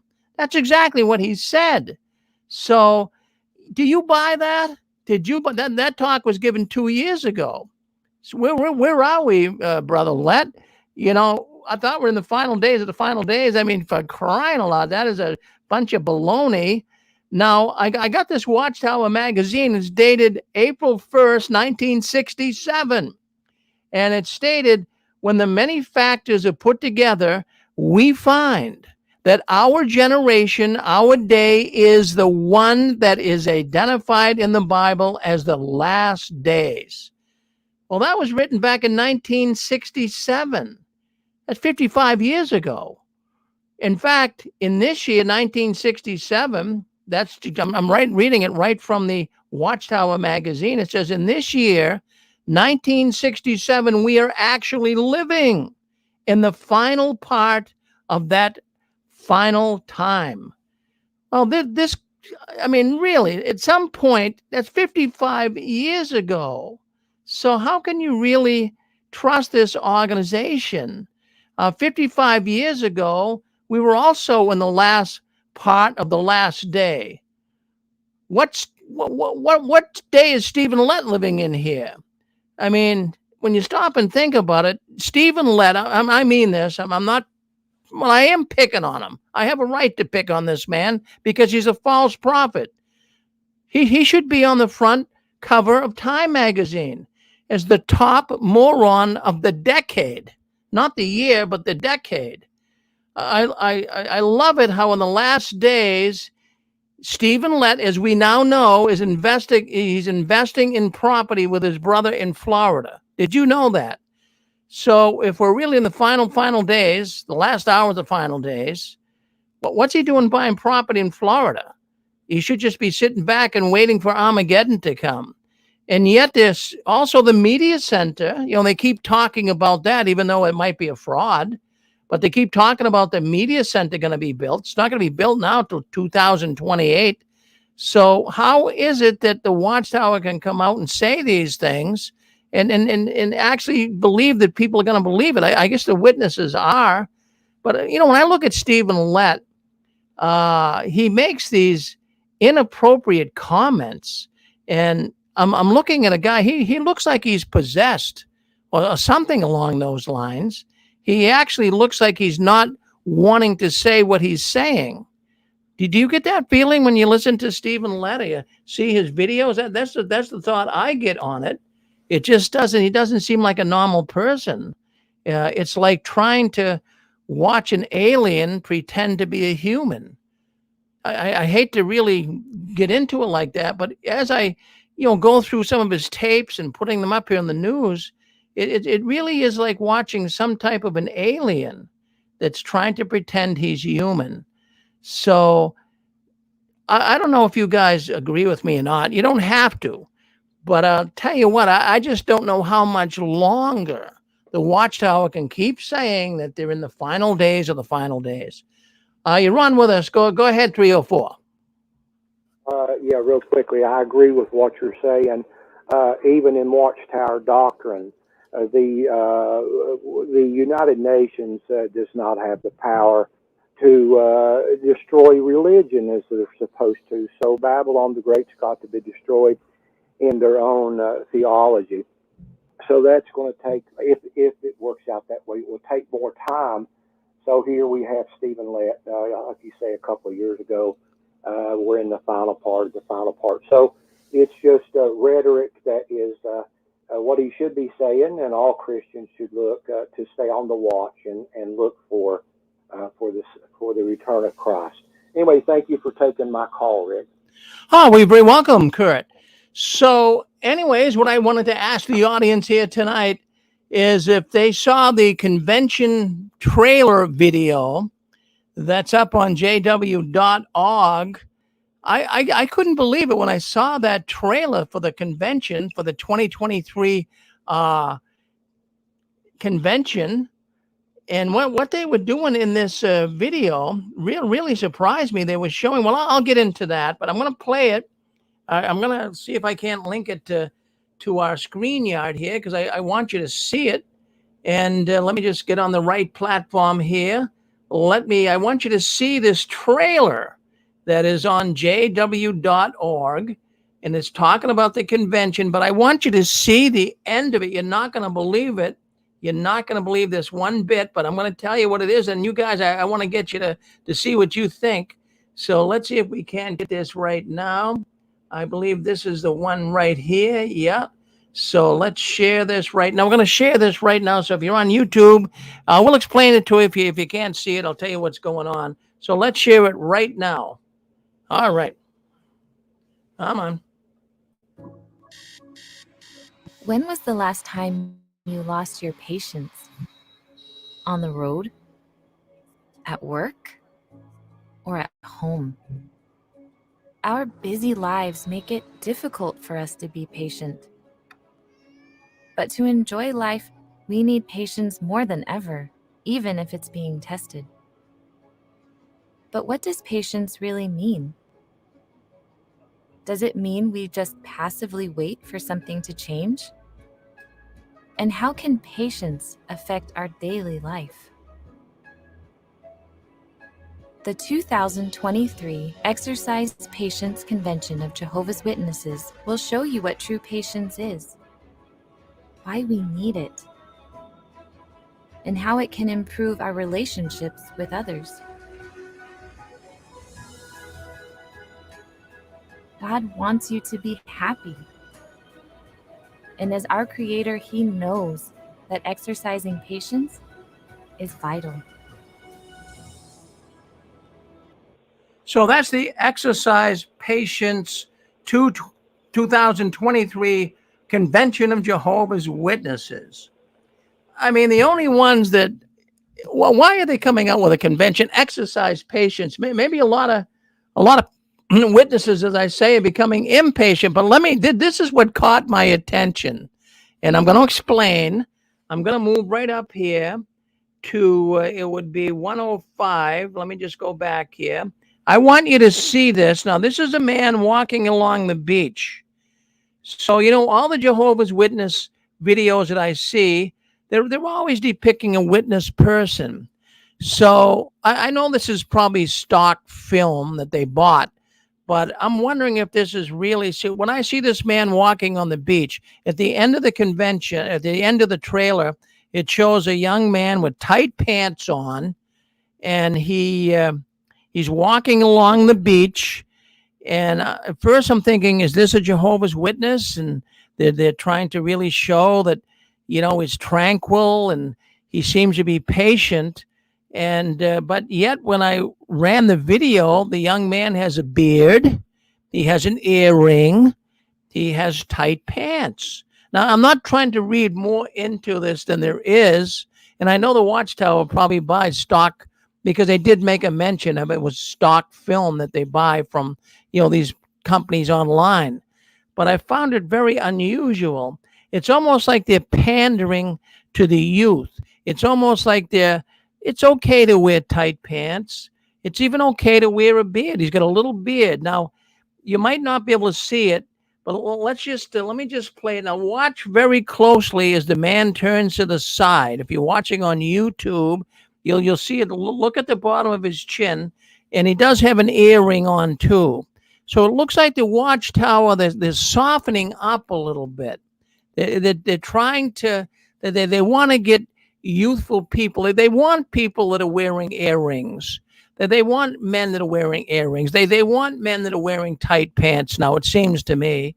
They don't even mind the beard on this man. He's got a little goatee. Well, let me play the rest of the film, and then you guys tell me what you think. Let's play the rest. That exercising patience. Let's roll it back right there. Now, he turned his face. He turned his face. I'm going to roll it back right there. Can you see that? Now, look very closely at his chin. That man has got a little goatee. And if you look closely, you might not see it, but I took a magnifying glass and I put it up there and up the picture up. He's got an earring on, too. So is the Watchtower in a subliminal way? Are they pandering toward men that aren't really the men of yesteryear? That's an interesting thought. Go ahead, you're on with us. What would you like to say, Calgary? Well, I was going to say, Rick, I guess I can go back now. It's everything I always wanted was, I can go back, wear my beard, and well, I don't know about the earring, but what the hell, might as well give it a try too, right? I can just go back now and be happy, right? Yeah, well, I mean, it's something. All of a sudden, not all of a sudden, but the Watchtower, Brian, is really changing. It's changing big time. I never thought it would come to this, but it is. Yeah, it's kind of crazy. That was tongue in cheek, of course. But what I think they're probably going to say at this assembly is the end is not yet, or something, and so they're patient. Maybe they'll come up with a new date or something. It's going to be way off in the future. And the funny thing about all this end time stuff, because this movement was born out of the Second Advent movement, and it's coming up on 200 years here, almost, since they started saying 1843 and 1844, the Second Adventists. So, who knows? They might start saying that it's off in another 20 or 30 years, and time to dig in and start getting converts again. That's probably what's going on. Yeah, that's probably what's going on. Yes, Brian. Good observation. Yes. Okay, just thought I'd comment on that. That's kind of what I think. I think they're going to, be patient. Jehovah will bring the end eventually.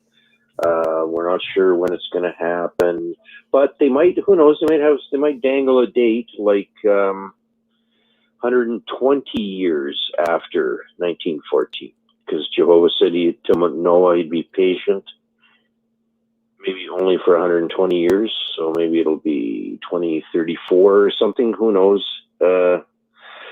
But so far, at least, I watched a really interesting video today. People might want to watch this. It was on Michael Brown's channel. He's the Christian guy that sometimes does debates he teams up with James White, and sometimes they debate, the more radical types of Christians. So anyway, Michael Brown's got an interesting channel. He did an interview with a guy from Toronto that wrote a book. This is about a year-old video. I forget the professor's name, but he's put out an updated book on the big heresy trial and apostate thing that happened here in Lethbridge when Jim Penton got kicked out. And it's a pretty interesting video. People should watch that one. I forget the name, but if you type in Michael Brown Jehovah's Witness video, it'll probably come up. And it's all about the what Michael Brown was asking is why are Jehovah's Witnesses losing numbers right now? What's going on? So the society knows if they're gonna keep getting new recruits, they've got to retool a little bit here, and this date setting was effective. I remember you were there. You were there at the time, Rick, in the early 70s, how hyped up it was. And there was lots and lots of people getting baptized in those from about 1969 to 1974. The numbers swelled, like just from when I started going in 1970, it grew, it doubled, more than doubled before 1975, the number of people that were at the meetings. So they may want to come up with something again sometime in the future. But on this interview that Michael Brown did, he actually pointed out that JWs have weaned themselves off of this date setting, at least temporarily. So, for example, he pointed out they didn't get in on the bandwagon about the year 2000 like everybody else did. So, anyway, this is kind of interesting, but I'll bet you it's going to be something like that. Be patient. Jehovah's eventually going to fix things, and the end is still coming. Well, they have to tell the witnesses to be patient. I mean, who you'd be losing your patience by now. Well, thank you, Brian, and thank you very much for chiming in. Always good to hear from you. Thank you very much. Good. Don't be a stranger. Come back and see us soon. Thank you, Brian. All right, what we got here is we got Italy. You guys seen it in the news this week.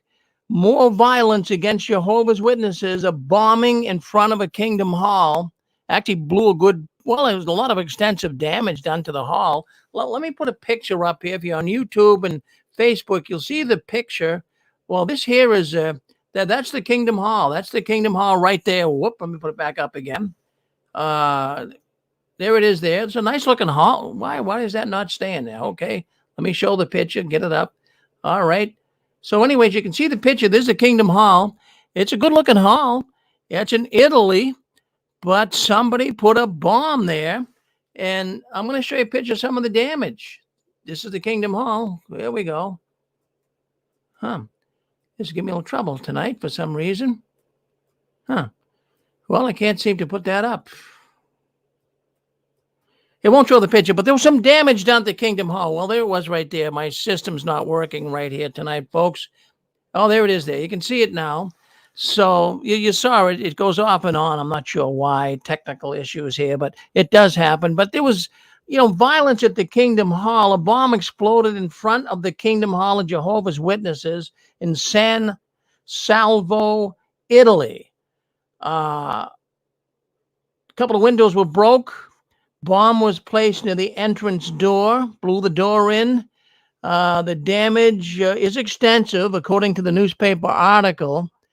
The information that I got here is kind of suggesting that, these incidents have been happening. It said a similar incident had occurred in July 27th, 2017 in Italy when another bomb was planted in front of a Kingdom Hall of Jehovah's Witnesses in Asti, Italy. So they're mentioning here that this is getting to be kind of a pretty frequent occurrence where Kingdom Halls are being targeted. And they're talking about also what happened in Germany and other incidents as of late, disturbing incidents that are beginning to sound the alarm bells at Watchtower. And they're saying, the newspaper's saying this shouldn't be underestimated.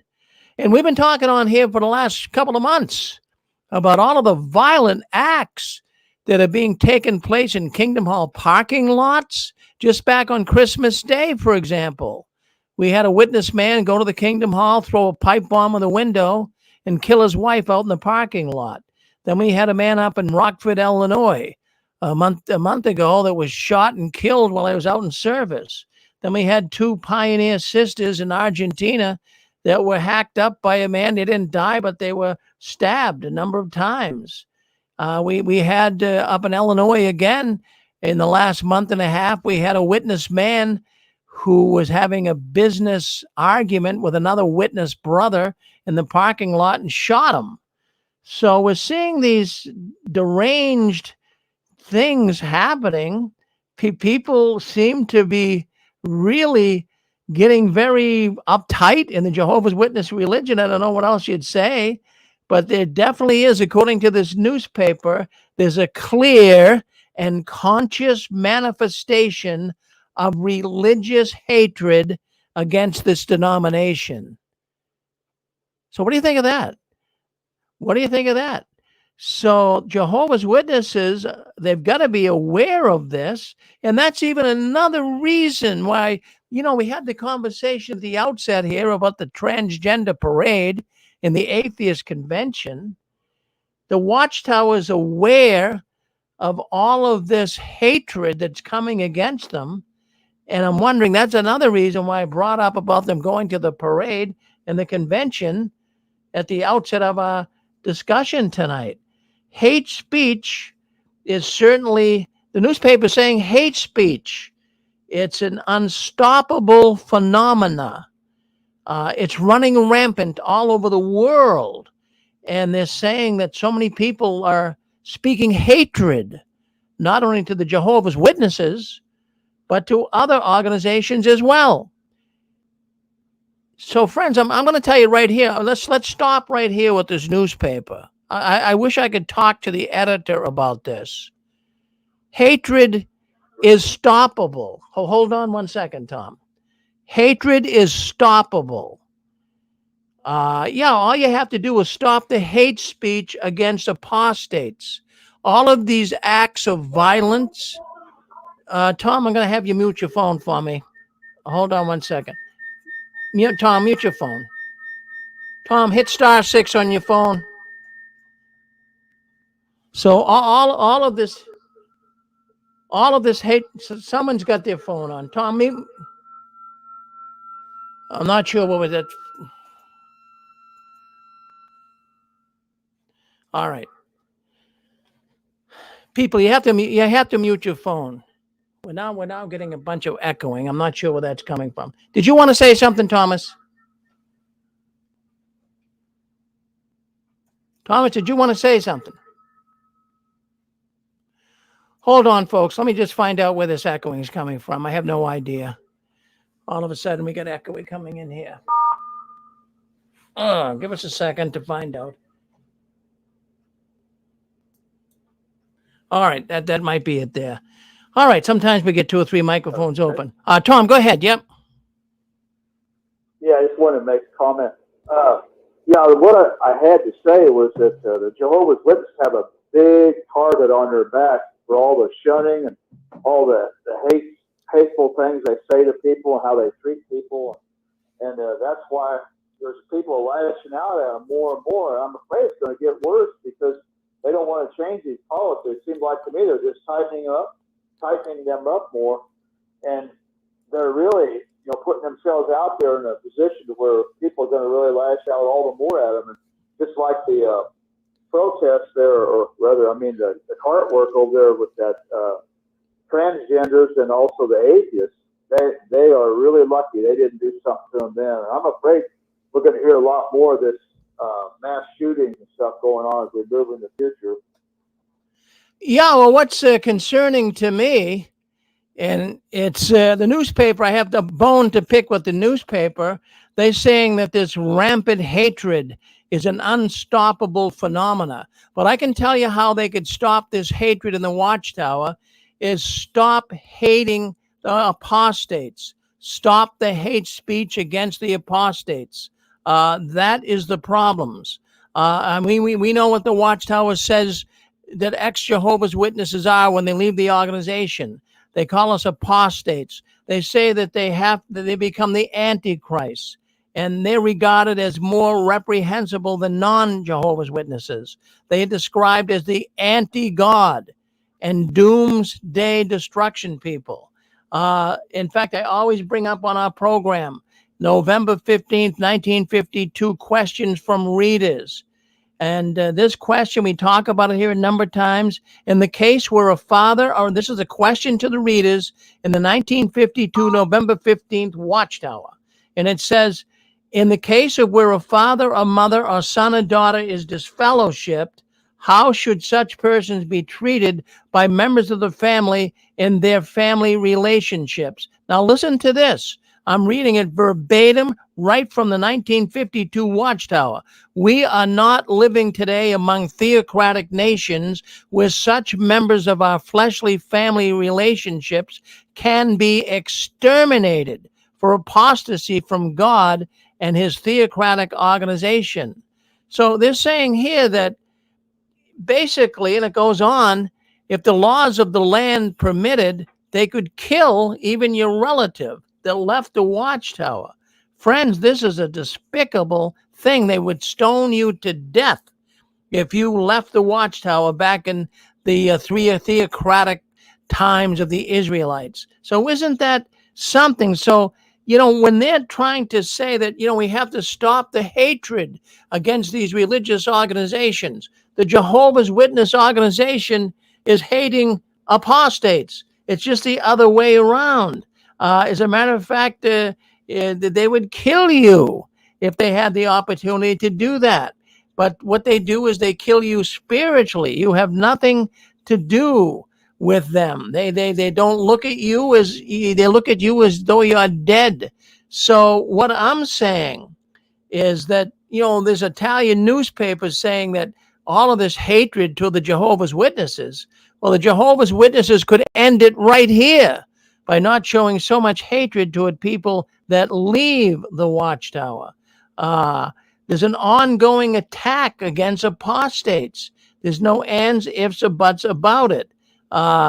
It's happening all over. That Germany shooting, that was a man that was disfellowshipped just a couple weeks earlier, and he went back and he shot people up at the Kingdom Hall. On Christmas Day, the man that shot and killed his wife, he was disfellowshipped. So this is what's causing all of this. I don't know what caused this this bomb to go off in Italy, but more than likely it was a disgruntled witness again. So, I think the Watchtower is very hypocritical. They know that they're having this hatred. I'm not even going to call it hatred. I'm just calling it retaliation. But they hate people that leave the Watchtower, and now all of a sudden things are coming home to roost. And let me play you this clip. If you want to hear a clip, and I like to have the people who wrote that Italian newspaper article about the bomb going off and how Jehovah's Witnesses are hated lately, I'd like to have them listen to this particular video of Tony Morris. Let me just find here's Tony Morris. Listen to what Tony Morris has to say here about hatred. I think you'll find this very, very appalling. Let me just get in here and share it with you so you can see it. Let's get on the right stream here. I'm going to get in here and we're going to get Tony Morris. I want you to hear what he has to say about hatred. And you tell me if the Watchtower should be complaining that they're the subjects of hate speech. They're the ones that are creating all of these problems. Let's listen to this. This is Tony Morris, the late Tony Morris. Listen in. I should say, not the late, but he's no longer a governing body member. To my knowledge, he's still alive. All right, listen. A suitable means of eliminating such refuse.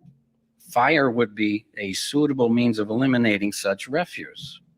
Now, this point, what the fire did not consume, the maggots would.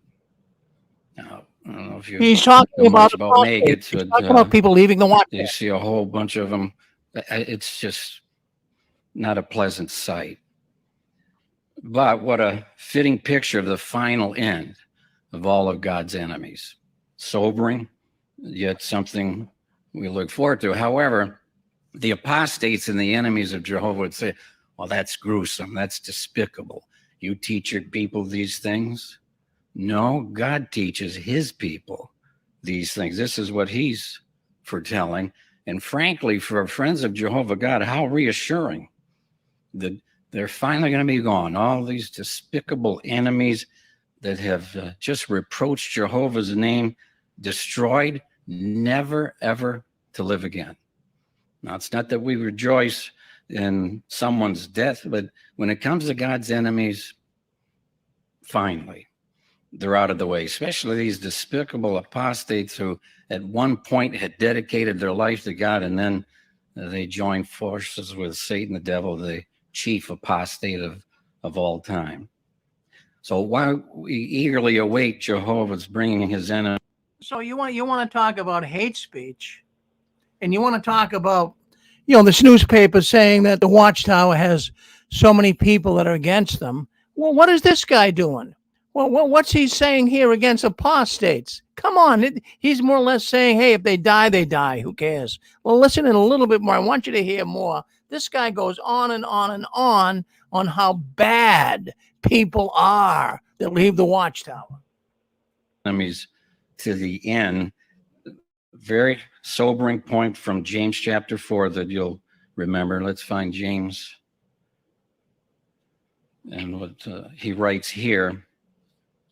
James chapter 4. And James, of course, Jehovah used him and inspired him, but always nice and direct.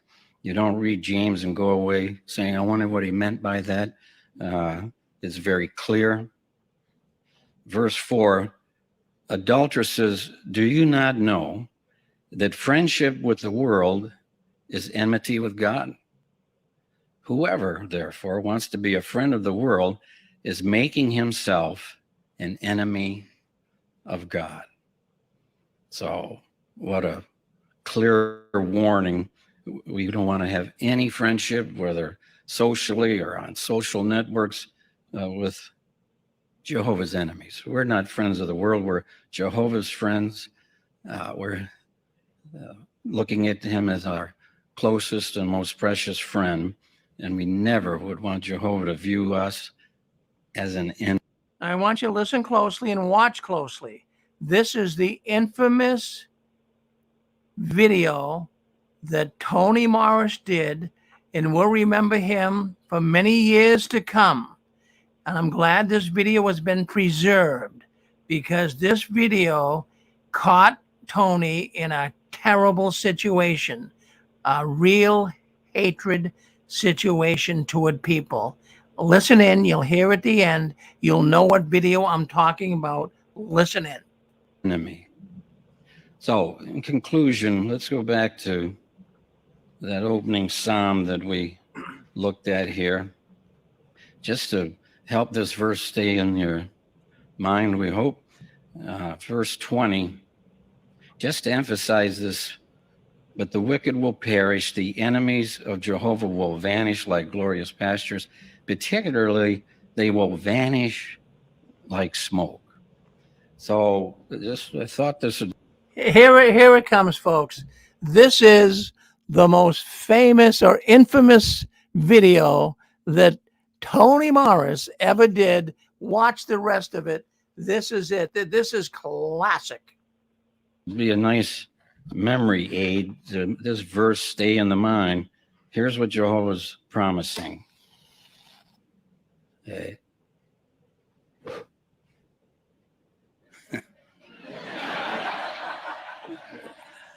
That's Jehovah's enemies. You know, I don't think that's funny at all. I really don't. Did you see the look on his eye? And then the audience laughs. In other words, the enemies are going to go up and smoke at Armageddon. So, you know, I'm not saying for anyone to go out and shoot people up at a Kingdom Hall. But what I'm saying is I have a bone to pick. I have a bone to pick with the Italian newspaper saying how, oh, everyone's picking on Jehovah's Witnesses. Wait a minute. Wait, well, hold on here. Don't pick on the people that left, and they're not going to come back and pick on you. I mean, really. I'm not saying to go out and shoot people up or plant bombs or throw bombs in through a window, but I'm saying this stuff is happening because of what the Watchtower's doing to people. And I can't stand it when newspapers write articles and fluff pieces and everything else, painting this religion as some wonderful organization that's so nice to people. That is baloney. Well, I wanted to play that to you. I'll tell you that is something else. That Tony Mars. I'll tell you what. That might. I'm still thinking that might have been one of the things that got him in trouble and why he's not a governing body member anymore. But we did hear tonight. I mean, we can't confirm it that Dan, he went to a funeral in the last week or so, and they did mention that Tony Morris was in a bad auto accident. But I mean, if he is, I hope things can work out for him. I don't wish bad on anybody. But you think he'd do that for us? If an apostate was in a bad accident, would he be thinking about the apostate? Absolutely not. But at least we, even as ex-witnesses, I don't want to see people die and get hurt. But this organization, it's just unbelievable what they get away with. Unbelievable. Well, you're on with us. We got a time for a couple more comments. If you want to comment, go ahead, hit *6. Come in and let us know what you think. Let us know what you think. We got a broadcast coming up right after this. We have got Fran and Joe. They'll be coming on about 9:30, about 10 minutes from now. And they've been going across the country. Fran and Joe, they've only went out for about 15 months now. They're now ex-witnesses, but only out for about 15 months. But they wanted to go out and visit all these people that they've met through our radio program and through other ventures of YouTube and what have you. But they've been traveling through the country, meeting people, and they left New York 3 weeks ago. And was it 3 weeks ago? I believe it was 3 weeks ago, 2 or 3 weeks ago. But they've been on the road, and I guess it was 2 weeks ago. But they've been meeting friends on our network here and ex-witnesses all across the nation. They're going to come on tonight and they're going to talk all about it. So that's at 9:30. You don't want to miss that. And then at 10 o'clock, we have Red Pilled from the Watchtower. And that is, of course, with Eric out of Nashville, Tennessee. And then Apostle Babe, your favorite apostate. She comes on tonight at 12:30 a.m. So looking forward to all of the programs. So go ahead. You're on with us, 910. Go ahead. Hi, Rick. It's Sharon in North Carolina. Yeah, Sharon. Okay. On what was just reported in Italy and Germany, it would be interesting to know if those countries are losing members and those kingdom halls in particular to, if somebody could, coincide with all these problems are happening, and if that's where all the troubles are happening, that people are persecuting the Watchtower. And the other thing, here Tony is saying that you don't want to be an enemy of God, and yet Stephen Lett said that children were enemies of God. Now, how could they be friends with the world if they're newborns and they're little guys? This organization doesn't make any sense. Oh, well, Sharon, you can't make sense out of nonsense. I mean, don't even try. Don't even try, Well, she's right. She's right with that. It doesn't make sense. But, everyone's waking up. Even the witness people themselves are waking up. I mean, this organization, if you go into a kingdom hall, I get reports coming in here to the 6 screens. The people that are going to kingdom halls, they're all older people. All older people. The young ones are getting up and leaving. Well, what's in it for them? So you got these older people that have put their whole life into it. You're not going to give up now. There's a term, we mentioned it on the 6 screens numerous times. It's called sunk cost. Sunk cost. And what that is if a person has put so much of their revenue, their time, their effort into something, and it's been so many years since they've been doing that, it's very hard to give up because you put so much into it. It'd be like a person, I use the example, a person who buys a lotto ticket every day of the week. I'm buying this ticket. I'm buying this ticket. And he's been doing it for 50 years, and he's never won a jackpot. So he says now, well, geez, I put so much time and effort into this, I can't stop buying it now. Well, that's why you get a lot of older Jehovah's Witnesses. They're in it because they put so much time and effort that they say, I can't pull out now. Well, what a sad state of affairs that people are in. Man, I'm telling you, I am so glad that, as I always say, Satan kicked me out of this organization. I was in for 50 years. I'm just getting rid of some of the residual foolishness and junk that they put in my mind years ago. And that's probably the case with you too. It takes a while to get this out. It just doesn't come out on its own. And that's what we do here every Saturday night and every other Sunday. What we do is we try to flush your brain. We try to flush all that junk out that the Watchtower put in there. I'll tell you what, though, it's just totally unbelievable to me that you still have people, there's still people joining. There's still people joining this organization. But I'm going to tell you right now, if you're a Bible study listening in here, or you're a newly interested person that wants to be a witness, or if you really are a witness, I'm telling you to get out. And I'm going to tell you something. If you stay in this organization, or you're going to join this organization, you really should send me an invitation to your funeral, because it's getting really bad. It's getting really bad. I mean, really, I'd be afraid to go to Kingdom Hall. We got bombs going off, people being shot in the parking lot. Friends, I'm not trying to sensationalize this, but I'm telling you, this is what's going on. So I'm just telling you, send me an invitation to your funeral. Go ahead, Carrie, you're on with us. Do you want to say something, Carrie? Yeah, just for a second. Yeah. I'm hearing on the phone, I guess somebody is unmuted and has YouTube or something going on. So while you were speaking, I'm hearing all of that. Can you hear it now? To let you know. Huh? Can you hear it now? Nope. All right. Well, what happens, Carrie, is people don't mute their phones, and they have YouTube. They're watching YouTube in the back, or Facebook or something, and it's going to echo, and that's one of the issues that we have here lately. But thank you for coming and saying that. Oh, you're welcome. I didn't want to interrupt. Well, no, well, you I do just that. wanna No, let you know that. anytime there's a sound issue or anything like that, by all means, you come in. Thank you, Carrie, for telling me that. Appreciate it. You're welcome. Thank you. All right, 480. What's on your mind, 480?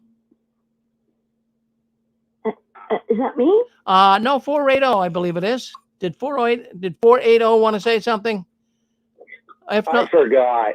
All right. I forgot. It goes pretty fast for me. I wanted to comment about something and I can't remember what it was, but it's All right. all back now. Well, if you think about it, let me know. We'll go to the lady. We'll go to the lady over there in the United Kingdom. Can we call you? What can we call you? What can we call? What name? Yeah, hold on one second. What? I saw that article and I couldn't believe the hypocrisy of Watchtower talking about hate speech. I cannot believe it. Sometimes they outdo themselves. I mean, think about the years and years of trash talking everybody under the sun. The Catholic Church, the government, Russia, America, Britain, you name it, the UN, everybody. And the apostates, of course, apostates more than anyone, but they hate speak everyone else all the time, and then they start complaining about hate speech. I couldn't believe it. I just couldn't believe it. Well, that's what got me really disturbed. If there's any story here tonight, the transgender story with the carts at a parade and the atheist convention, that's okay. That doesn't disturb me. But what disturbs me, this Italian newspaper. Oh, the poor witnesses got so many people picking on them.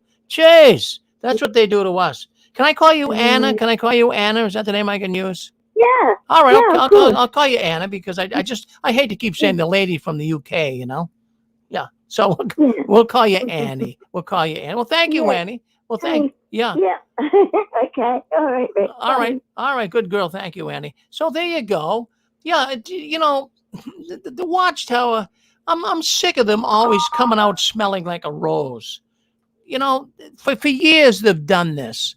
They've lied to people. They've given false prophecies. They had people die from not taking a blood transfusion. They've had people commit suicide, and they walk around like pompous men with their Rolex watches and their little pinky finger rings, and they walk around like they're so sanctimonious and so holy. And all of this is like bombs going off in the background. But all of a sudden, everything's starting to come home to roost for these bums. It really, really is. When you retaliate or when you come against people and you treat them like dirt, and many people listening to this program have been treated like dirt. They have been put through the mill with this organization. And that's why we do this every Saturday night and every other Sunday. I'm not going to give in. I'm not going to give up. We're going to keep exposing these bums for who they are. They're an evil organization, and they've hurt way too many people. Well, we got more programming coming up tonight. We have Fran and Joe. They're coming up next. They're doing a trip across country. They're talking to ex-witnesses all over the country, and they're going to be talking about that tonight. So by all means, we want you to stay in here with us. And then also, we have a number of other programs coming up as well. Red Pill by the Watchtower. Oh, my goodness. The Watchtower is doing a job on people's minds, but people are starting to catch up to what they do. But we have Eric coming in from Nashville, Tennessee. He'll be telling us all about how the Watchtower is red pilling people. And you know what I'm talking about when I say red pill. That's the death pill. If you take that, you're stuck. And the Watchtower is trying to continually get people stuck. Yes, they are. And then we have at 11, actually at 12:30 tonight, we have your favorite apostate, Aposta Babe. She'll be coming on at 12:30 tonight. So let's look forward to that. Now, friends, I just want to say there's no Six Screen Sunday tomorrow. And so we will be back next Saturday. Well, actually, there's more programming tonight, but no Six Screens tomorrow. And I just want to tell you this, too, that, you know, if you guys really like what you hear here, why don't you spread the word? Spread it out on Reddit. Get on Reddit and tell people you listen to the Six Screen. Spread it. There's people in there, a lot of young ones. Let's see if we can get their attention. Tell them you're listening to the Six Screens. It's a live program. Tell them on JWN, because these boards need some good, they need some good information. These boards seem to be going in many different directions, but let them know the Six Screens is here. People are always asking, how can I relate? How can I connect with ex-witnesses? Well, you can do it every Saturday night. So let people know. Do that for me. And then don't send any money. I tell you that all the time. It's okay. I want to do this on my own dime. But you can help me by spreading the word on Reddit. Spread the word on JWN. And like this video. Share this video. I'm not making any money on this. It's not monetized. So I'm not doing it for monetary gain.